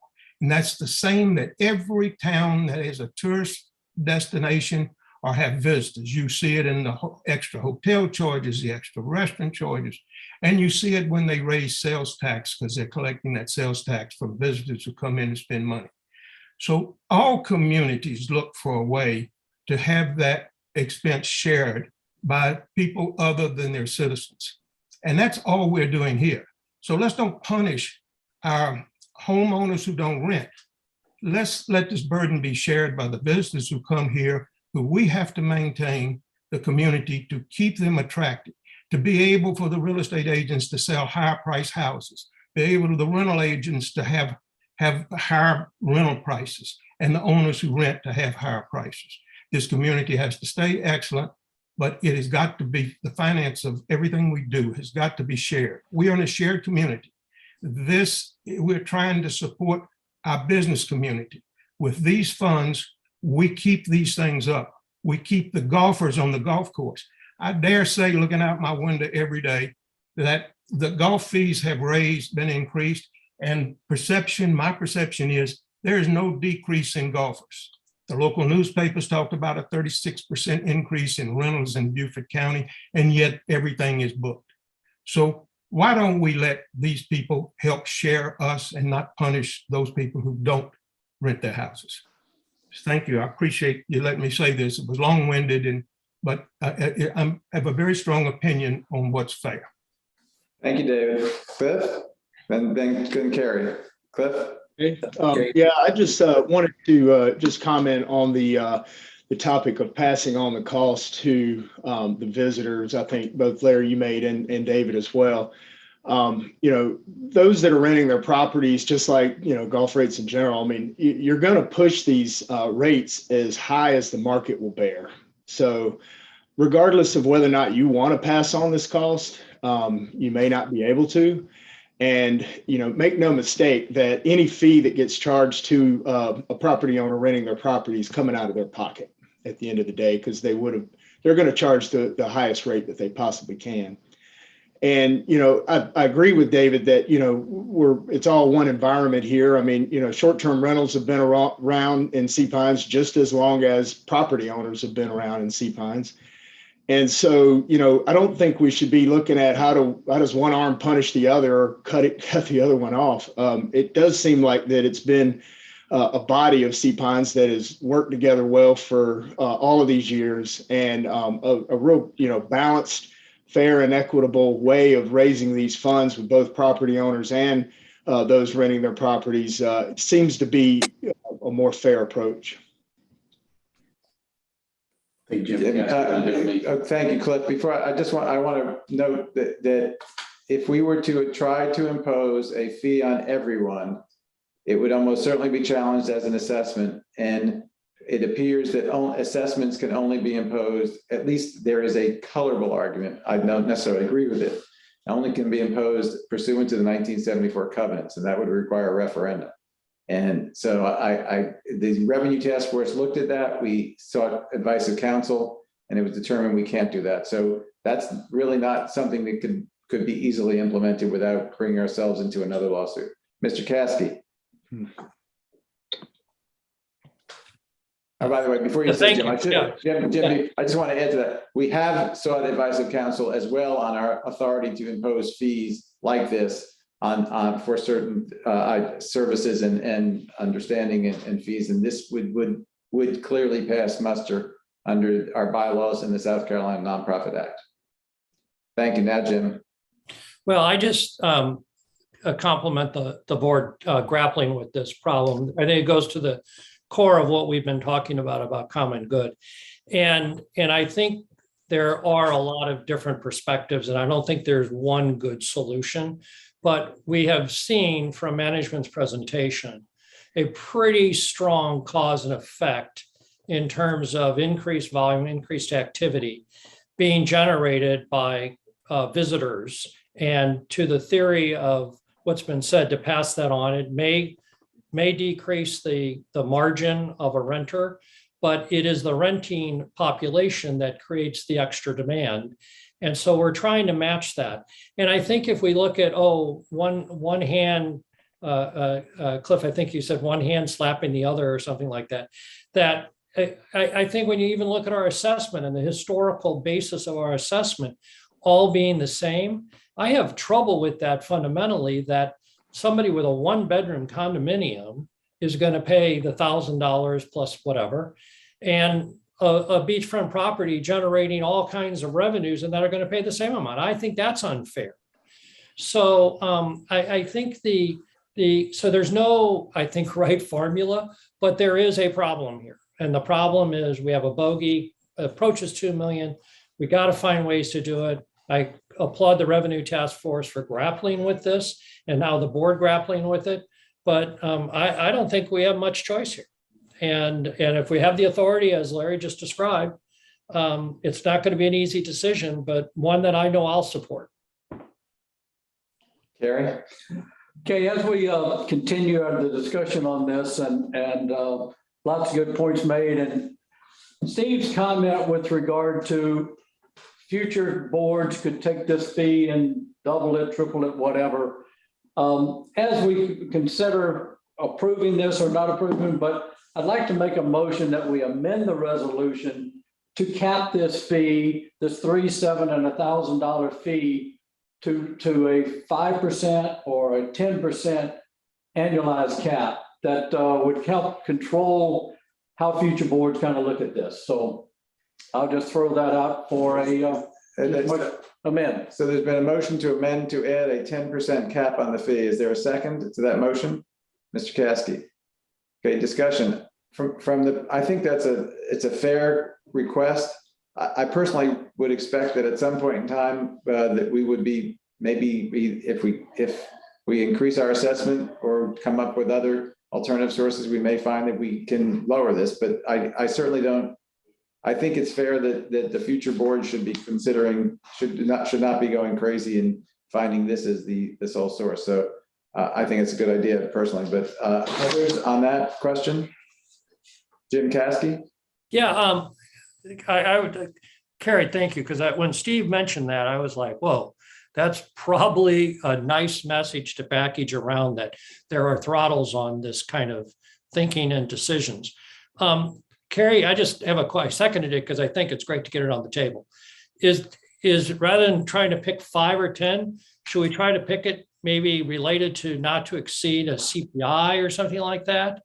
Not the CPI we have on assessment, which is the national, which is really problematic. Or do you think a flat number? I just had a question of trying to clarify when you said 5 or 10, maybe there's a CPI denominator of some sort.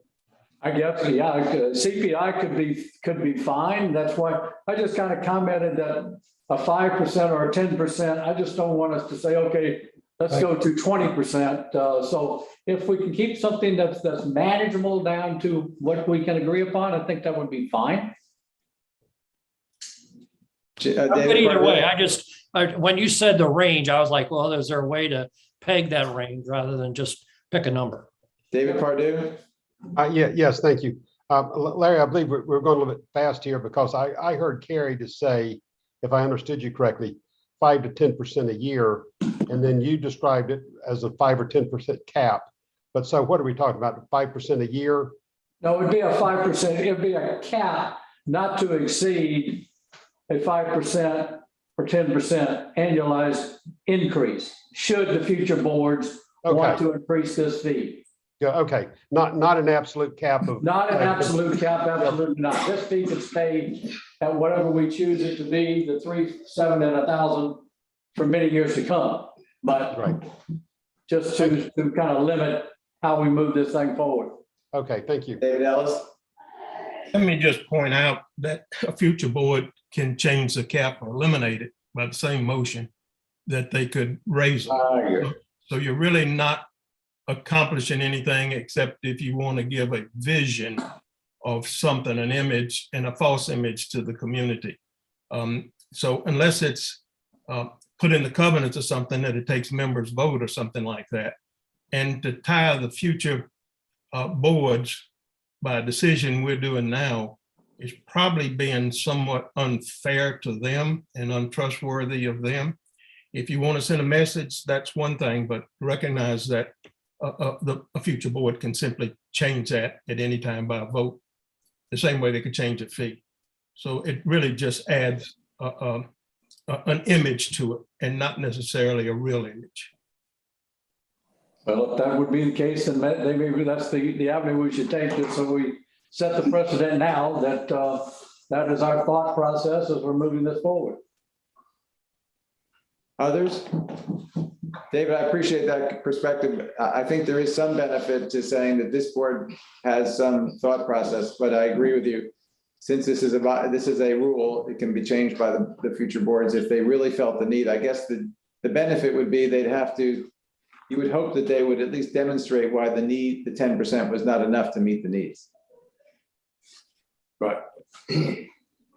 Anyone else? On the discussion about the amount and CPI, Victoria, what's the current CPI? Do you know? I can tell you that our 2020 assessment was based on 3.68%. So I would suspect that it's gone up since then. I have not looked at it lately, Steve, but I certainly will and can get back to you. Well, I was just thinking it could be CPI plus, 3, 4, or 5%. Could be if we wanted to tie it to a CPI. Victoria, is there a published CPI for Beaufort County even? I don't know the answer to that, but I'll certainly look into it. See, one of the problems that we have in using the CPI and the assessment particularly, first of all, it's an average over the year. So this year would be a good example where inflation keeps going up. Whoops, I got to keep changing the camera. Inflation keeps going up, and yet if it keeps going the way it's going, it would be low at the beginning and it would be higher. That's what happened last year. It was actually by the end of the year, inflation was CPI was much higher, but it averaged down. It's also a national average, whereas our concerns here are much greater just based on where we are. It doesn't necessarily take into account our needs, which are unique to a security area, or in the case of the critical infrastructure, construction. So our CPI, even the CPI we use isn't a construction CPI for critical infrastructure. So we're already behind the scenes. So I think CPI works, but it would have to, I fear no matter what we did, it wouldn't reflect, unless we know there's a Beaufort County or something like that, it wouldn't reflect the reality of Hilton Head, as opposed to a 10% cap, which again, I hope would be higher than inflation. Inflation. Well, that's why Larry was suggesting that it might be CPI plus 4% to account for the fact that our inflation's higher than CPI is higher than the national average might be. Yeah, I just don't know what that percent would be that would be fair would be reflective of where we are. But I mean, again, do you want to make a motion to change the 10% annually to? No, I was just continuing the discussion there with Jim Cassidy. No, that's fine. Mark King? Yes, Larry, let me, I think David Ellis makes an absolute wonderful point about future boards, and what we pass now is simply sending a message and sort of the sentiment of the current board, which I think is important for future boards to recognize, and then in their best judgment, they can change it. But I think, to me, I think we could pick the most appropriate CPI and say, go CPI plus 3%, rather than just picking a random number of 5, 6, 7, 8, 9, 10%. I think that CPI, again, the most proper one that would apply to Hilton Head, plus 3% would be the way to go. Do you want to make a motion to that, Mark? I would move that we set the rate to increase no more than CPI plus 3%, the annual rate. Is there a second to that? I'd say yes. Okay, Carrie's accepted that amendment. Now we're talking about that. Charlie? You could also put a cap on it with that. You could say exactly those words, not to exceed. Then from the optics of that, you know what that means. CPI plus 3%, not to exceed 10% total. And I'm okay with that. Anyone else? Carolyn, you had your hand up? Unmute, please. One comment and one question. You know, when we were talking about the CPIs in earlier board conversations, there was another CPI. We're based on the consumer price index. Isn't there a CPI associated with it, with commercial or building or something like that, that people would occasionally point out is a much more realistic mirror of what the current inflation is? I just throw that out as a comment, maybe another option to consider in terms of creating a pegging device. So I don't know the answer to that. My second thing is a question about the Marriott. I noticed that there was an expectation of the fees that would be received from Marriott. Has anyone had any discussions with them? Do we expect any feedback, pushback? I mean, anything like that? We have not had discussions with them because truthfully, it's a matter for us to make a decision as to what's appropriately a property owner using the property versus a non-property owner. Interestingly, the agreements that provide the timeshares in the, I think it's the gate agreement, one of the gate policies, or specifically talks about property owners getting passes and anyone who uses the property that isn't a property owner being considered a guest or a weekly. So we just need to talk to them about their new vacation club, but we haven't had those conversations. I do expect some pushback. I'm hoping at the end of the day, we will work it out in a reasonable fashion, but our obligation is to impose the fee as we are legally obligated and required to do. Mm-hmm. Yes, Mark. Larry, let me go back to, and again, I don't know if we want to pass on this motion before I ask for this clarification on timeshare. Can I ask for the clarification of where we are on timeshare, or do we need to go ahead and vote on the motion on the table? Timeshares will be included to the extent that they are being rented, and where they are being rented, but it's not clear which unit it is, we will try to work with them to figure out how many units they have, how many weeks are typically used by non-deeded property owners, and come up with some formula that is fair. I know in your case, I think, Mark, in your case, you have your properties, all deeded properties, and some rent and some don't, as opposed to the timeshare or some exchange, which is an exchange being essentially a rental.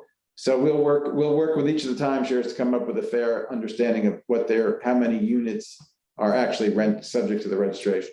Yeah, Larry, let me give you a specific, because I think when we do talk to the Marriott folks, they have a combination of some fixed weeks and some point systems.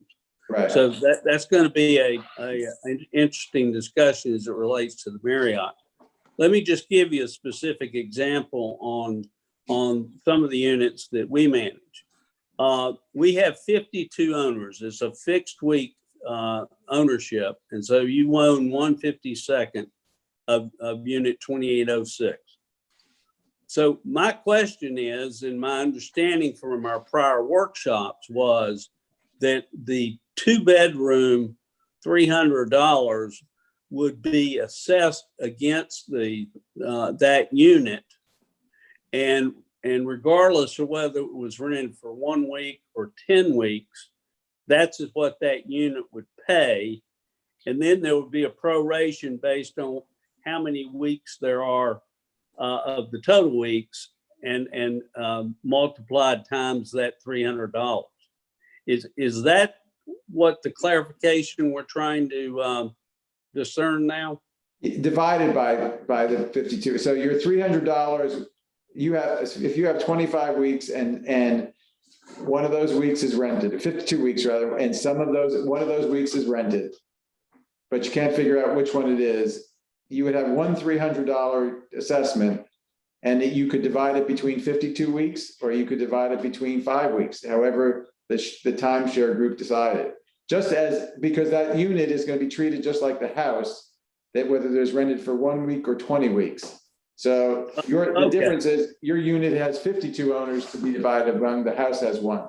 So, Okay. So it's not per rental, it's per unit. right, it's per property that's rented. Okay.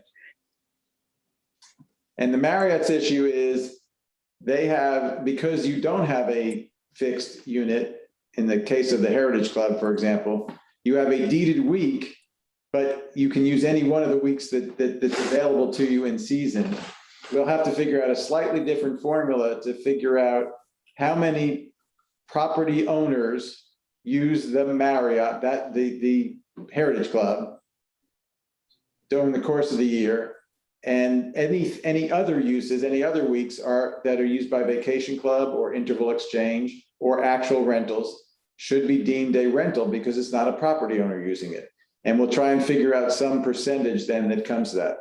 I want to ensure the community we're going to be treating the timeshares fairly and as close to the properties that are not timeshares but are individually owned as possible.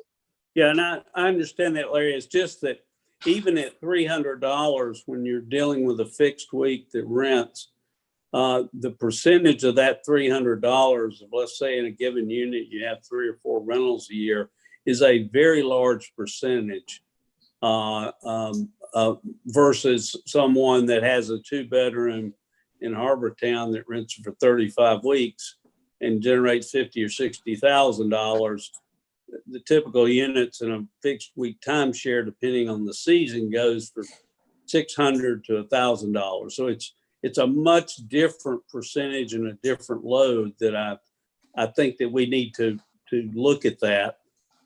Mark, I understand that, and I don't want to seem unsympathetic, but as Jim Caskey noted earlier, the same argument could be made for a person who owns a 1-bedroom condo in Harbortown and pays $1,000 versus has a much heavier load on their expenses than someone who has a 5-bedroom, $20 million property. And so I cannot stress enough that no matter what this board does, just as every other revenue resource from any other management company, government agency, or government is never going to be fair to everyone, and it's not going to be acceptable to everyone because everyone's circumstances are different. When the Congress passes a tax, someone is complaining that it's not fair. I understand that. I wish this board could come up with the perfect solution, but we won't. And so your point, Mark, is absolutely well taken. But I think we can't try and find the perfect solution that covers the person who rents at Heritage Club, the person who rents a small villa for 5 weeks versus, as you say, the person who rents the next door for 30. We only can hope that we're passing as much as they can along to the non-owner, or making a business judgment, which each of us makes when we decide whether to rent or not, whether to continue renting. But we won't find the perfect solution. And no matter what we tell the community that we're doing the right thing, it won't be right for everyone. I wish it could be, but I've often said to others, part of leadership, and Jim Caskey's made this point more than a few times, part of leadership is trying to figure out what's best for the community as a whole and making that decision, even though not everyone will be treated fairly. That's what our job is. What does the community need? How do we best get there? And what's the fairest to as many people as we can? Pardon me for pontificating. Larry, yes, David. We obviously have members who are watching this who have some thoughts. I've gotten some emails. Some of them have actually given me the Consumer Price Index for the Southern region, a copy of the government publication on it through the month of April. And you might be interested to know that certain parts of the index, for example, the energy index and the food index for the past year have increased 29.8% and 9.3% in those two categories. So if we're trying to set a limit with this kind of volatility, and this relates to the South, this is actually the Southeast, and it's the way it's divided. So trying to set a cap is something that we're going to do the same thing that Frazier did when he went to CPI and thought it was right. We're going to set a cap that it may not be anywhere realistic to what's needed, because if you look at those are already above which inflation index do you use, and what actually applies to this end of the aisle in Beaufort County. And like I said, I'm getting this stuff from people who are doing research and sending it to me while we're talking. Thank them profusely. More comments, Tom Sharp.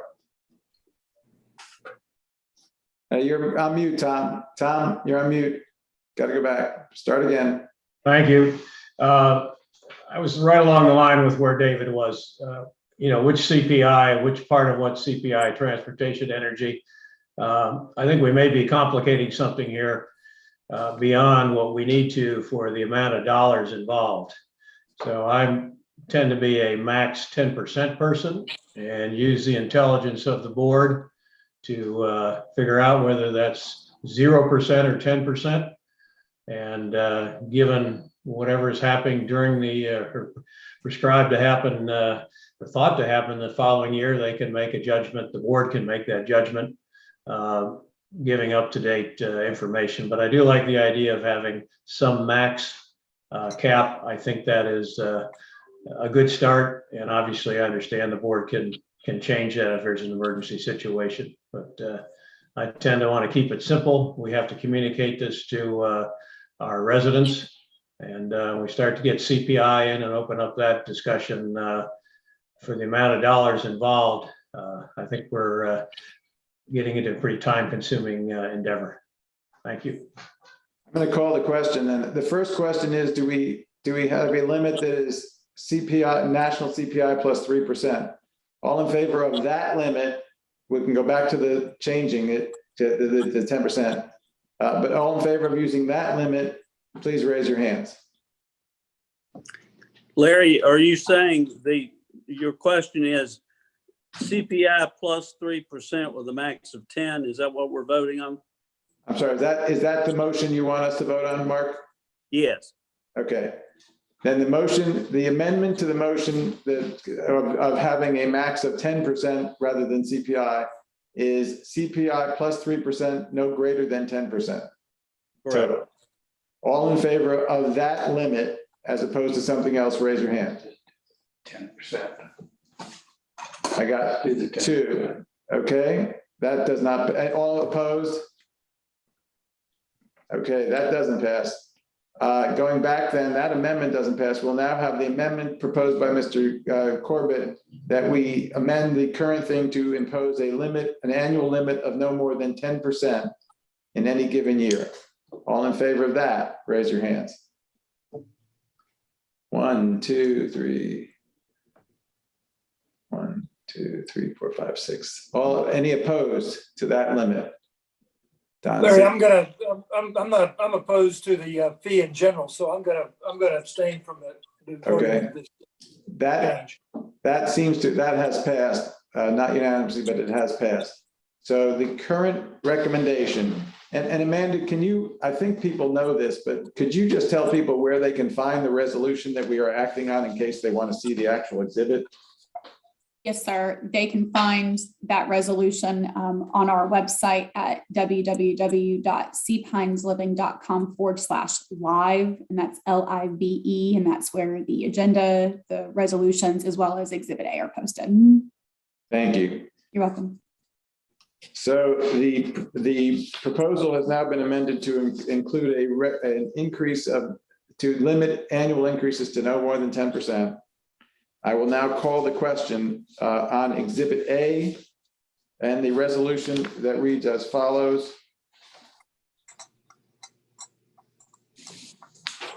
Approval of the amendment to the Cpines CSA Land Use Rules and Regulations, May 19, 2022. Resolved, Community Services Associates, Inc. Board of Directors approves amendment to the Cpines Land Use Rules and Regulations for residential property owners, long-term and short-term tenants, described in Exhibit A attached here to and made a part hereof. And as we've been discussing, Exhibit A provides for a rental property business registration effective January 1, 2023. And it's I'm not going to read all the words, but it is for 1 and 2 bedroom properties, $300, for 3 or 4 bedroom properties, $700, and for properties with 5 or more bedrooms, $1,000, with a note that this fee, failure by a member engaging in rental of a rental property to pay the rental property business registration fee may result in the member's loss of certain privileges, the imposition of fines, and the filing of liens against the applicable residential property, in each case as more particularly determined from time to time by the board of directors and published in these land use rules and regulations, with the additional of a cap of annual 10%. All in favor of this resolution, please raise your hands. 1, 2. David Ellis, is your hand up? No, I'm going to abstain because I don't agree with the limit, but if you need me to pass. I got 1, 2, 3, 4, 5, 6, 7, 8. 8 in favor, all opposed? 1, 2, 3. 4. Where's the 4th? Don. No, Don, Cliff. Carolyn. I'm sorry, Carolyn's opposed as well. Okay, and 1 abstention. Yeah, and please note by my abstention that I am in favor of everything except the limit. So noted. Thank you. The resolution passes. And thank you. I want to note my personal appreciation and hopefully the appreciation of the community for a good, solid discussion of the issues as we move forward. This isn't being done in a vacuum. Yeah, Jim Caskey. Larry, as we move forward on the mechanics of this and communication, I think we should also build into our process that maybe we have quarterly or semi-annual reports from Sam and his team on progress against that needs list, you know, the recruitment of people, the retention of people.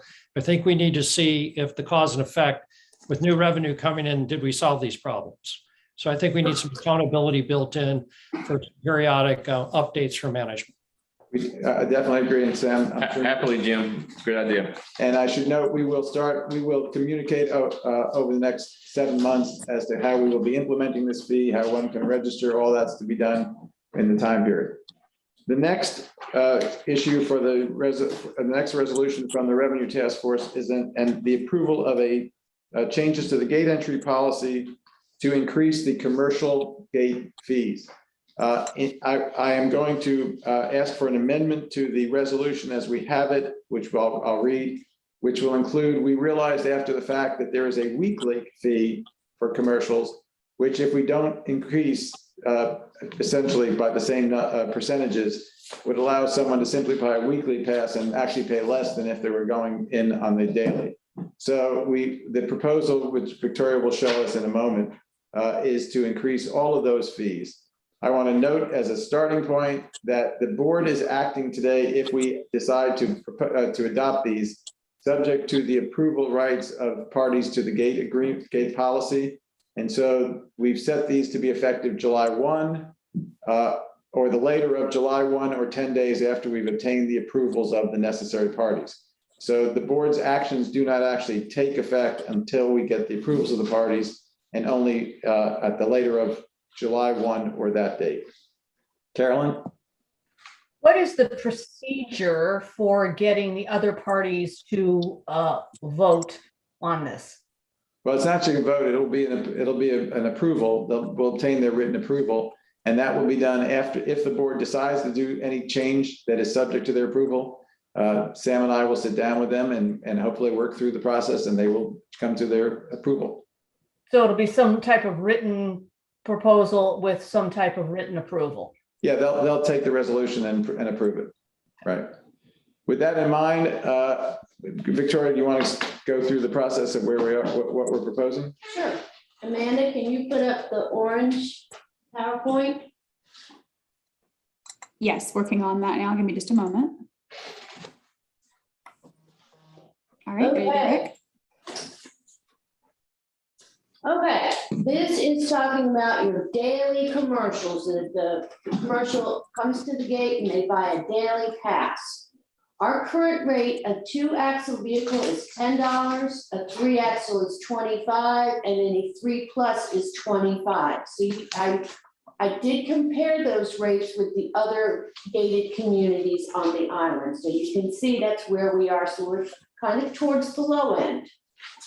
And what we're proposing is a $5 increase in the 2-axle, a $10 increase in the 3-axle, and a $15 increase in the 3+. And that would put us, next slide, please. That would put us here. So you can see for the 2-axle, we're right in line with a lot of communities, as well as the 3-axle, and well as the 3+. So we're still right in line with the rest of the communities. Okay, And we are estimating that those increases will bring an additional $751,000. that's annualized. Annualized, that's correct. So we expect roughly half of that if we were to go start at July 1. That is correct. Okay, and we're also proposing, next slide, please. Right now, these are our annual commercial decal rates. 4-wheel is $225, 6-wheel is $325, over 6 wheels is $425. As you can see, we're kind of we're about the middle as compared to other communities. We're proposing to increase all 3 of those by $25 a piece, bringing it to $250, $350, and $450. Again, we're still very competitive with the other, and we are estimating that will bring in a little over $80,000 a year. And finally, as Larry mentioned, we realized that, well, we do sell a commercial weekly pass at the gate, so those need to be increased as well. If we increase them the same percentage, the 2-axle will go up $20, 3-axle will go up $100, 3+ axles will go up $120, making the fees $60, $140, and $160. And that will bring in an additional $28,700.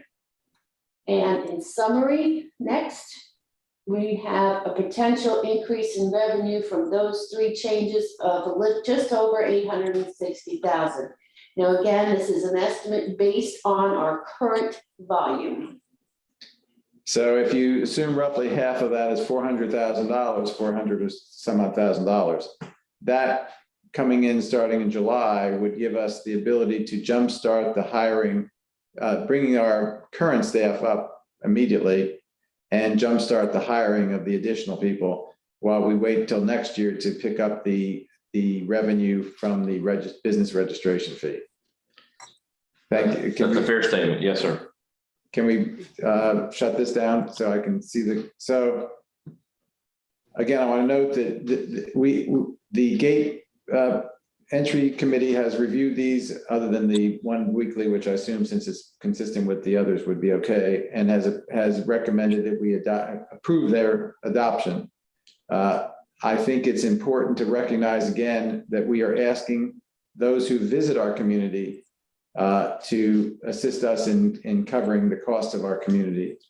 And this is largely goes to this will be operational funds, obviously, for not only the security, but also for other uses over time. Questions, comments? Mark? Victoria, could I ask that you send those 3 slides to us? Sure. Yeah. And also, if I remember correctly, do they show where we are relative to the other island rates? Yes. They did. Yes, Yeah, they do. I did it. Yes. Okay. If you could send those most recent slides to us, that would be helpful. I will do it. Any other comments? David Pardue?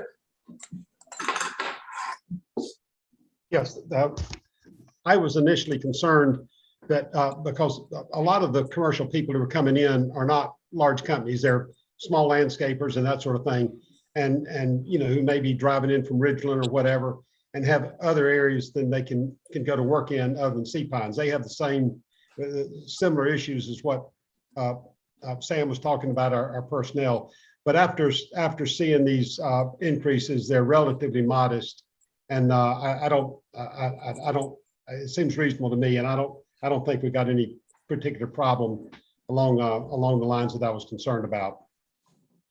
And one of the reasons we kept them trying to keep them in the middle of the range is so we aren't encouraging people to decide to do business in Palmetto Dunes or Wexford because it's so much cheaper. So we're right. We remain in the middle. I think we can be comfortable that we are not creating a disincentive to not do business here. Any other comments? Okay, seeing none, I will move the following. Approval amendment of the Cpines CSA gate entry policy, May 19, 2022, resolved. Community Services Associates Inc. Board of Directors approves amendment to the CSA Cpines CSA gate entry policy to increase the commercial vehicle daily and annual weekly, I'm adding weekly, and annual gate fees effective July 1, 2022 as follows. And then I'm not going to read the specifics because we've seen them. So since these rate increases are subject to certain third-party approvals, they shall become effective on the later of July 1, 2022, or the 10 days following the first date on which all required third-party approvals have been obtained. Is there a second to that motion? Mr. Ellis? Any further discussion? If not, I'll call the vote. All in favor of the resolution, raise your hands, please. All opposed? Any abstentions? One abstention. And two, Mr. Burwell is abstaining and Mr. King is, and Mr. McMacken. And I will note for those who may not be, it may not be obvious, Mr. King's owners have the right to approve these and the resort has the right to approve them, and their abstention is an indication that now that we've approved them as a board, they have the ability to look at them and decide hopefully when to approve them. So I understand their abstention is not a desire to avoid the problem, but just to recognize the desire to have their owners review what the board has done. Steve? No, I think that's exactly right. We're in the middle of this dispute with the on the gate rights, and so we thought we should abstain. Thank you, Steve, and I appreciate that. Okay, going back to the agenda. That takes care of the revenue task force and the resolutions relating to it. Gate entry done, land use. We have a bylaw. Oh, I'm sorry. There was an additional part of the resolution which I did not read, which goes to a change that was asked by staff that simplifies the procedures for obtaining a decal. And so I'll take this as a new resolution to change page 1, section 1.2, procedure 1.2.1, general paren D, to read as follows. A U.S. driver's license, proof of vehicle insurance, and current vehicle registration must be valid to receive a vehicle detail. Driver licenses state, and then it goes on, decals will only be issued for vehicles registered in the authorized driver's name. And what this is intended to do, and you all can read it, it's also on the website, it's intended to take away the need to bring all this material to the staff, but rather to have the owner who asks for a vehicle decal essentially certifying that it's correct. Is that true, Mr. President? Yes. So it's simply trying to simplify the process and not requiring people to bring a lot of papers that we assume they have. I'll accept the second for this, Mr. Corbett. Thank you. All in favor, raise your hands. Any opposition? Any opposed? Any abstentions? That passes. Thank you, Sandra, for reminding me. Thank you. We now have one more item to take up, which is an amendment to our board, to our bylaws. And the purpose of the amendment is to confirm our ability to a bylaw change that confirms our ability to enforce our rules and regulations with liens on people's properties, fines and forfeitures. Essentially it's a strengthening of the bylaw that we've had in place. You have the bylaw in front of you. We've discussed it at some length, but is there any questions about it or any comments on the bylaw change?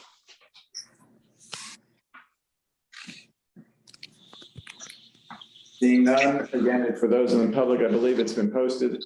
All in favor of the change in the bylaw, it's the approval of amendment, it's the resolution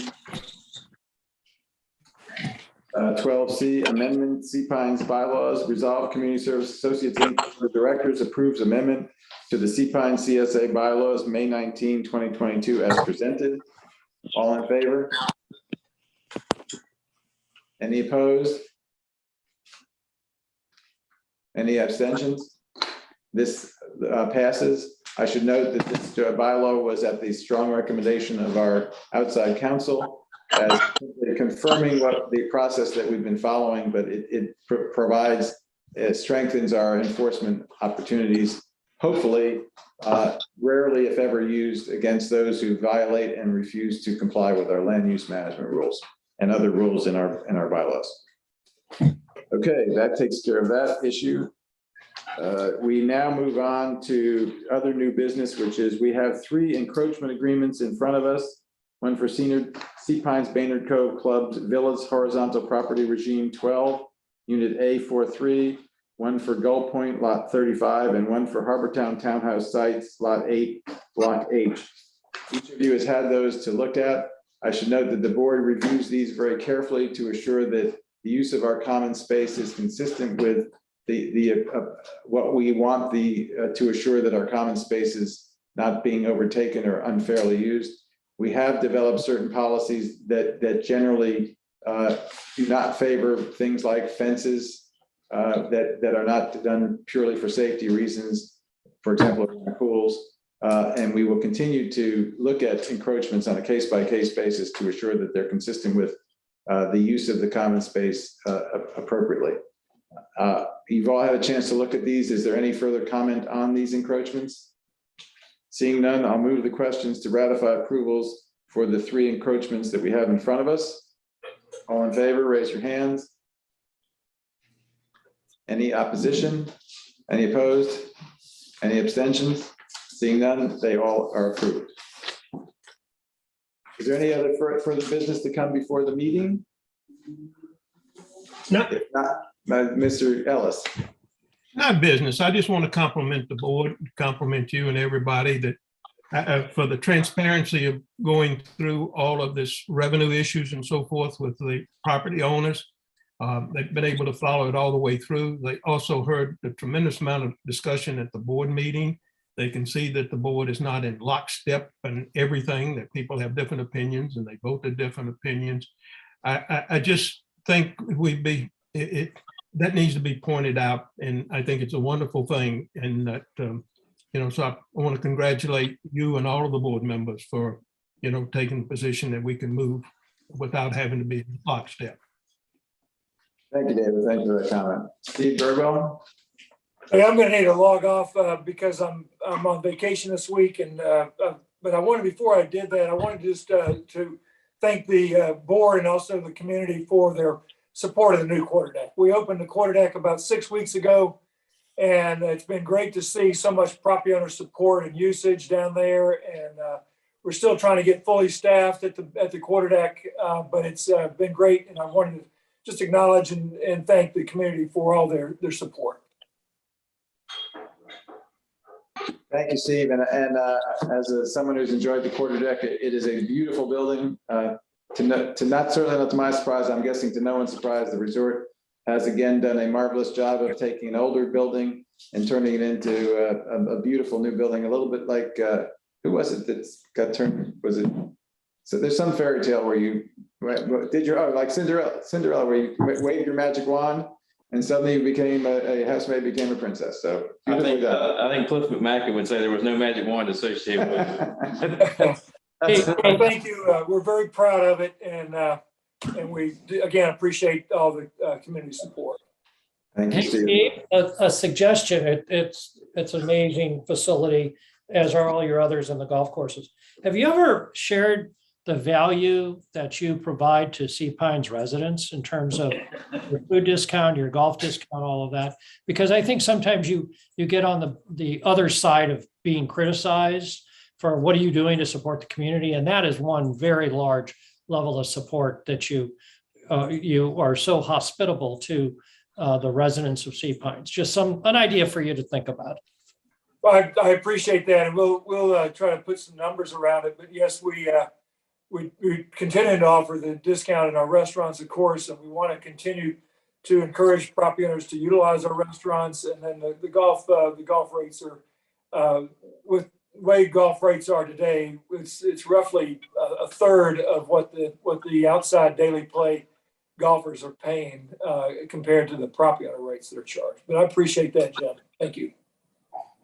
Okay, thanks, Steve. Enjoy your vacation. I will let you go. Is there a motion to adjourn? So moved. And seconded. Enough people. All in favor? We are adjourned. I'm going to go directly into questions since we've been around a long time. And I think, Amanda, we have had a number of questions posed. The first question was posed about a week and a half ago and actually placed on the Facebook page he administers, is from Ted Levitt. And I'm going to, as I feel it's appropriate, this is a time for questions. I know that sometimes we get what one would call a comment. The time for comments certainly was a great opportunity for comments was provided at the membership meeting, but this is a board meeting, and so it's really a matter of questions. So I occasionally will distill the lengthy additional comments to a question. So Mr. Levitt has 3 questions. Number 1, why has the board ignored the most obvious solution, which is replacing the current weekly gate fee with an annual assessment based on actual passes issued in the prior year and capturing all visitor traffic that is either renter or non-100% property ownership related, and raising the current amount of the weekly guest pass plus the sought after addition? Ted, let me assure you, we considered a number of alternatives, including this one, eliminating the gate pass and charging all property owners who rent a higher fee needed to make up the lost revenue. As we analyze the numbers, we believe that the potential burden on the smaller rental units, where they only typically have one car coming in, to make up the revenue for divided on some basis that we would lose from the gate fees, it simply really unduly burdened the small unit that's even renting on a regular basis. And it would become less fair than the proposal we had. I understand your concern is that it continues the problem of the resort having its guests not paying gate passes, but that's a contractual matter and an issue that the resort has a business right to implement.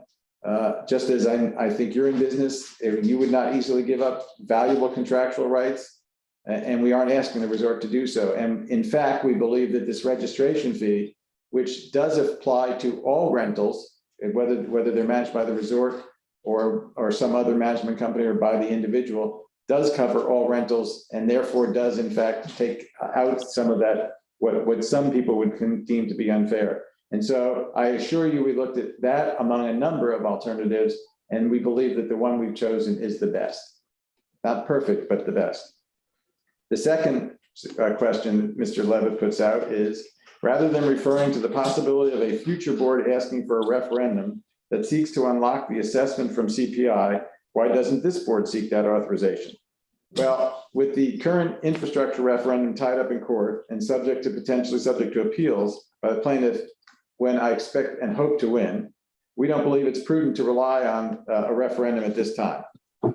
I do remain hopeful that some future board, when our rights to a referendum and the proper approach for calling a referendum has been confirmed by the court in the referendum litigation, I hope a future board will take up the CPI question among many questions. I know the governance committee has a number of ideas for changing our covenants, but right now the time is not the right time to do that, nor is it clear that we would be able to obtain the necessary 75% approval under the current rate of the referendum And we just don't have the time to wait and see what, and have a look-see on that matter.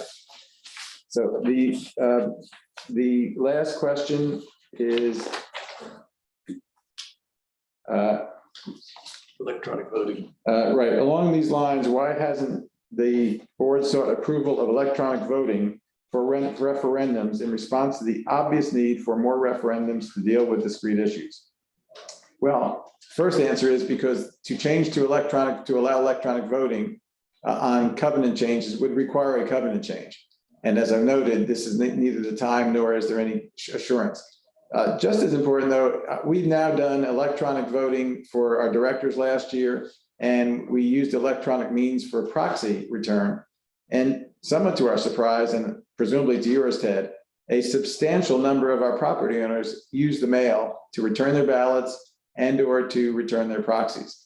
So electronic balloting is not universally appealing to all of our property owners. And we would still have to find a way to send mail ballots and to determine who wants a mail ballot each time. And that itself is a long process. So I do hope, again, a future board, when the rights to referendum are clear, will choose a way to adopt for referenda a means of electronic voting, but I don't think we ever expect it will be the sole means for referenda or elections.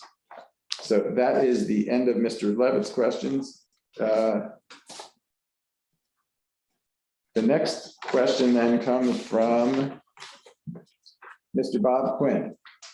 Mr. Bob Quinn asks as follows, whether the process we're following is good governance and due process. And Mr. Quinn, I'm very comfortable based on the advice we get of counsel on a regular basis and the discussions we've just had and the opportunity for all of our members to watch this video and watch our annual meeting, all of our property owners to get our weekly updates and my monthly letter. And we do get a huge number of openings of those letters that we provide good governance and due process. So thank you for your question. The second question, there was at least some justification given for the need to raise 3.1 million in the referendum. What is the justification for doubling that to approximately 6 million? An increase in gate pass would cover most of the salary inflation. Well, I think we've just demonstrated during our meeting, both where the needs are and the justification for those needs. It isn't really an additional doubling, but it is close to $2.5 million. And I hope you were watching the meeting and saw that justification. Second question, can CSA responsibly spend that much annually in perpetuity without another gallery fiasco? Well, I don't agree that the gallery is a fiasco. I think we continue to believe it's an incredibly important asset to be held for uses that best serve the needs of our community and not the outside community. But can we responsibly spend that much annually in perpetuity? I don't know. I think each year the board will look at a budget. I have enormous trust in Mr. Bennett and his staff to do the best they can to pair expenses to what's absolutely essential and to figure out a way to spend our money responsibly. In addition, our finance committee will be overseeing that process. And after the finance committee has overseen it, the board will oversee it. So can we spend that much money in perpetuity? We'll see. If not, we won't continue to raise it. I will say, I can't speak for a future board, but I assume that would be the case. Jim Caskey? Larry, I think we also need to just add to that the conversation and the reports we had today from Tom, from Sam, from Russell, that we are demonstrating levels of investment and responsible spending and cause effect on what our operating expenses are, the inflationary side of that. So yeah, I think I think the board's doing a laudable job on the fiduciary side. Thank you, Jim. Mr. Quinn's next question is, how did you determine fair share to be funded by our respective interests? I think he says he then goes through 3.1 million referendum with 250,000 one-bedroom villa paying at the same as a $10 million beach property, and resort and commercial contributing a woefully inadequate 120,000 each. Again, I'm reading what Mr. Quinn believes. I strongly disagree with what he said.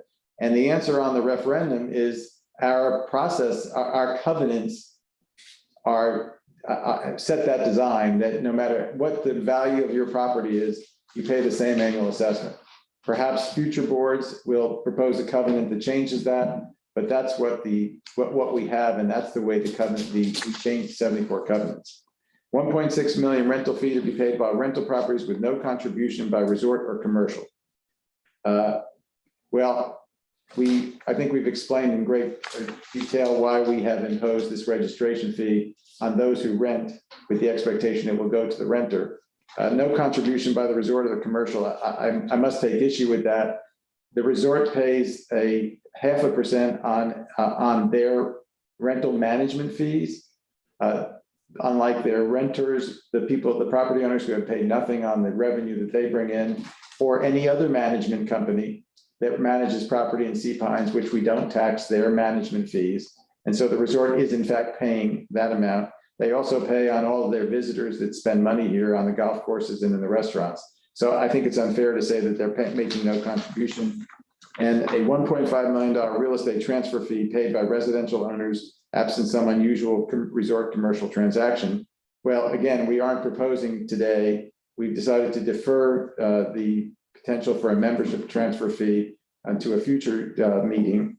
And so that's not an issue, but recognize it would apply to the commercial and resort if they were to buy property. And my guess is the value of the property they would be paying would be a very large number if we in fact had a membership transfer fee. And then is the resort, and I'm reading these verbatim, please, is the resort and commercial contribution 2% of $6 million a fair share, with primarily rental property owners contributing 96%. I don't understand your math, but more importantly, they are paying the share that they are obligated to do, just as each of the property owners, the residential property owners, are paying what they are obligated to do. And fair is a term of art that each person will have a different perspective on. And at this point in time, I'm convinced that this board believes that what we are proposing is fair, based on the vote. Questions from Tom Ives. Please explain when your operating revenues go up by 1.5 million roughly, primarily due to gate revenues driven by short-term rentals, and your expenses go up by 1.5 roughly, and you are still asking for operating expense handout, please explain. Well, first of all, the concept that the gate revenues driven by short-term rentals, the increases driven by short-term rentals is not entirely fair, since the daily rates were also very high. But more importantly, the best I can explain to you, Mr. Ives, is that we have a significant process, and I'm gonna let Sam go through it, as to how the budgets are developed. We have I'll let Sam explain the budgets, but at the end of the day, the board and then their committees and their staff spend a lot of time developing budgets. And those budgets are based on their best estimates of expenses and revenue. And so I'm very comfortable that what we have today and what we're looking forward to is reasonable. Sam, you want to explain the budget process? Sure, and I think what Mr. Ives is also referencing, Larry, are the end of year actuals for 2020 and 2021. And the challenge with comparing those 2 years is 2020 was dramatically impacted for 6 months by COVID.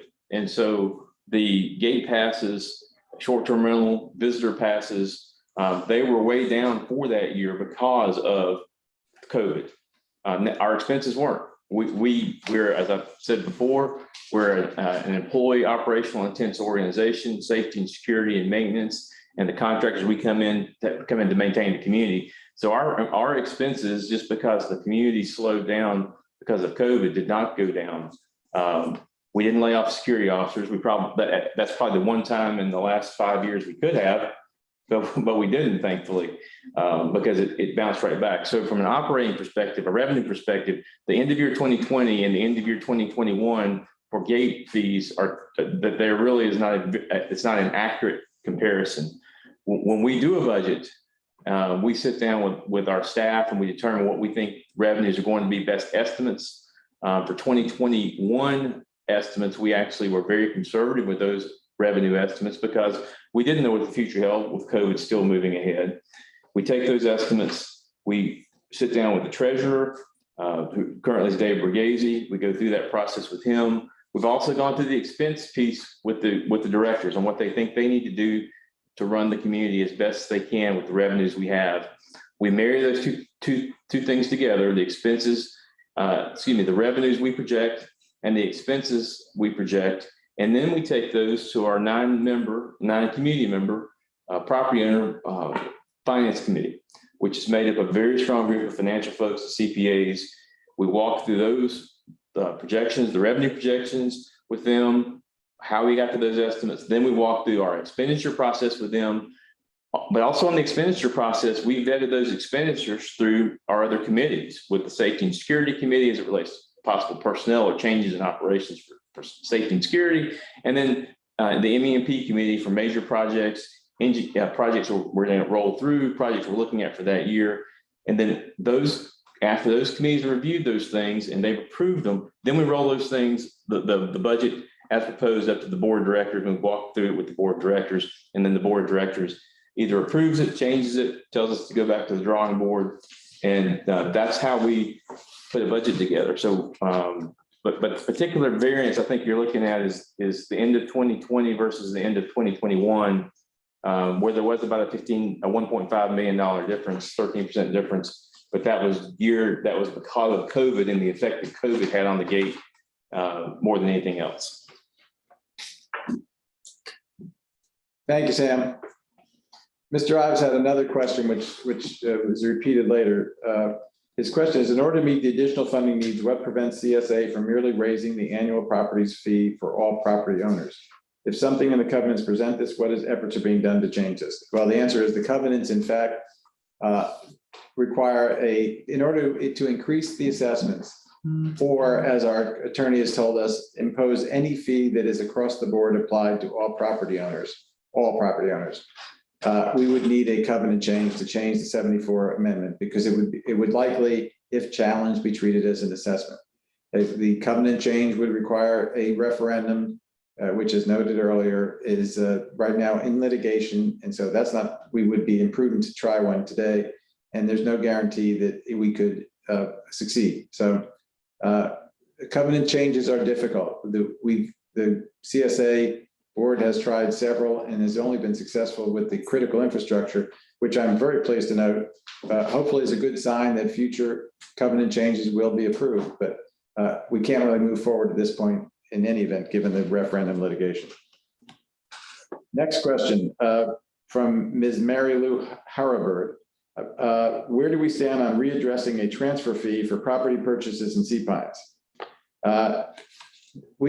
The board, the executive committee of the board, having looked at some of the legal issues involved, has decided that to continue to look at that and the questions involved in terms of what's the best approach, whether it's a referendum or through a bylaw change or a rules change. And at this point, we thought we would move on these other fees, which we believe we can start collecting hopefully this year or certainly next, and spend the summer continuing to study the legal issues associated with membership transfer fee. I remain hopeful that we will have a membership transfer fee adopted this year. It's one of my key approaches to revenue raising. I guess the good news is the market has slowed down for lack of supply, but our goal is to capture some form of membership transfer fee, and we're just trying to find out what's the best, most effective, and fairest way to do so.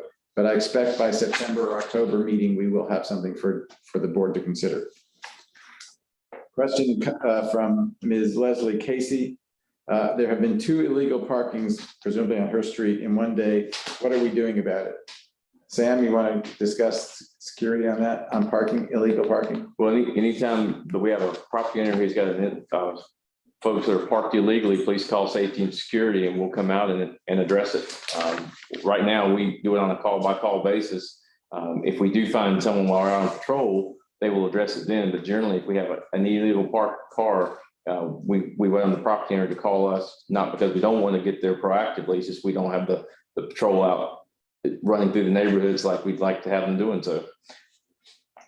And again, I'll harp on it unintentionally, but this is a good example of where, without adequate staff to cover the emergencies, and not that illegal parking is important, but the emergencies, it's going to be slower to get to the problems like illegal parking, too many bikes out in front of the lawn, towel. So the goal is to bring in more land use management of those kind of issues and more security so that we can in fact do the job that is necessary in the fully occupied Cpines with as many renters as we have who may not understand what the rules are until they're given an opportunity to comply with them.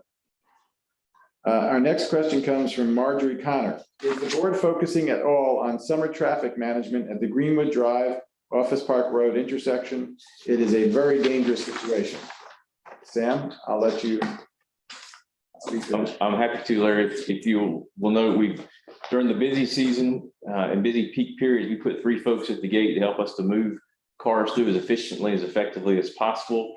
We also have a patrol officer up there at times to help with traffic management.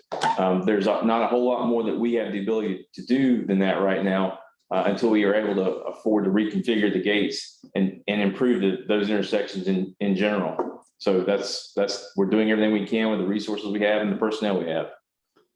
And Sam, I correct me if I'm wrong, but you are hopeful at some point to be able to reconfigure the Greenwood Drive, all of Greenwood Drive up and down so that it has become a safer environment, but that requires the towns and DOT, SCDOT as well, right? And the resources to do such, which will hopefully be part of what we talked about with the transfer fee in the near future.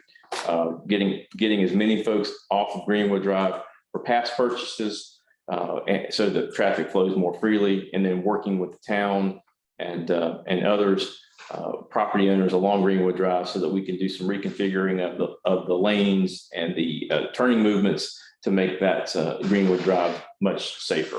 Unfortunately, there are accidents there on a regular basis because of those various turning movements, not just at Office Park, but the left-hand movements moving into the various businesses and parking lots. Thank you, Sam.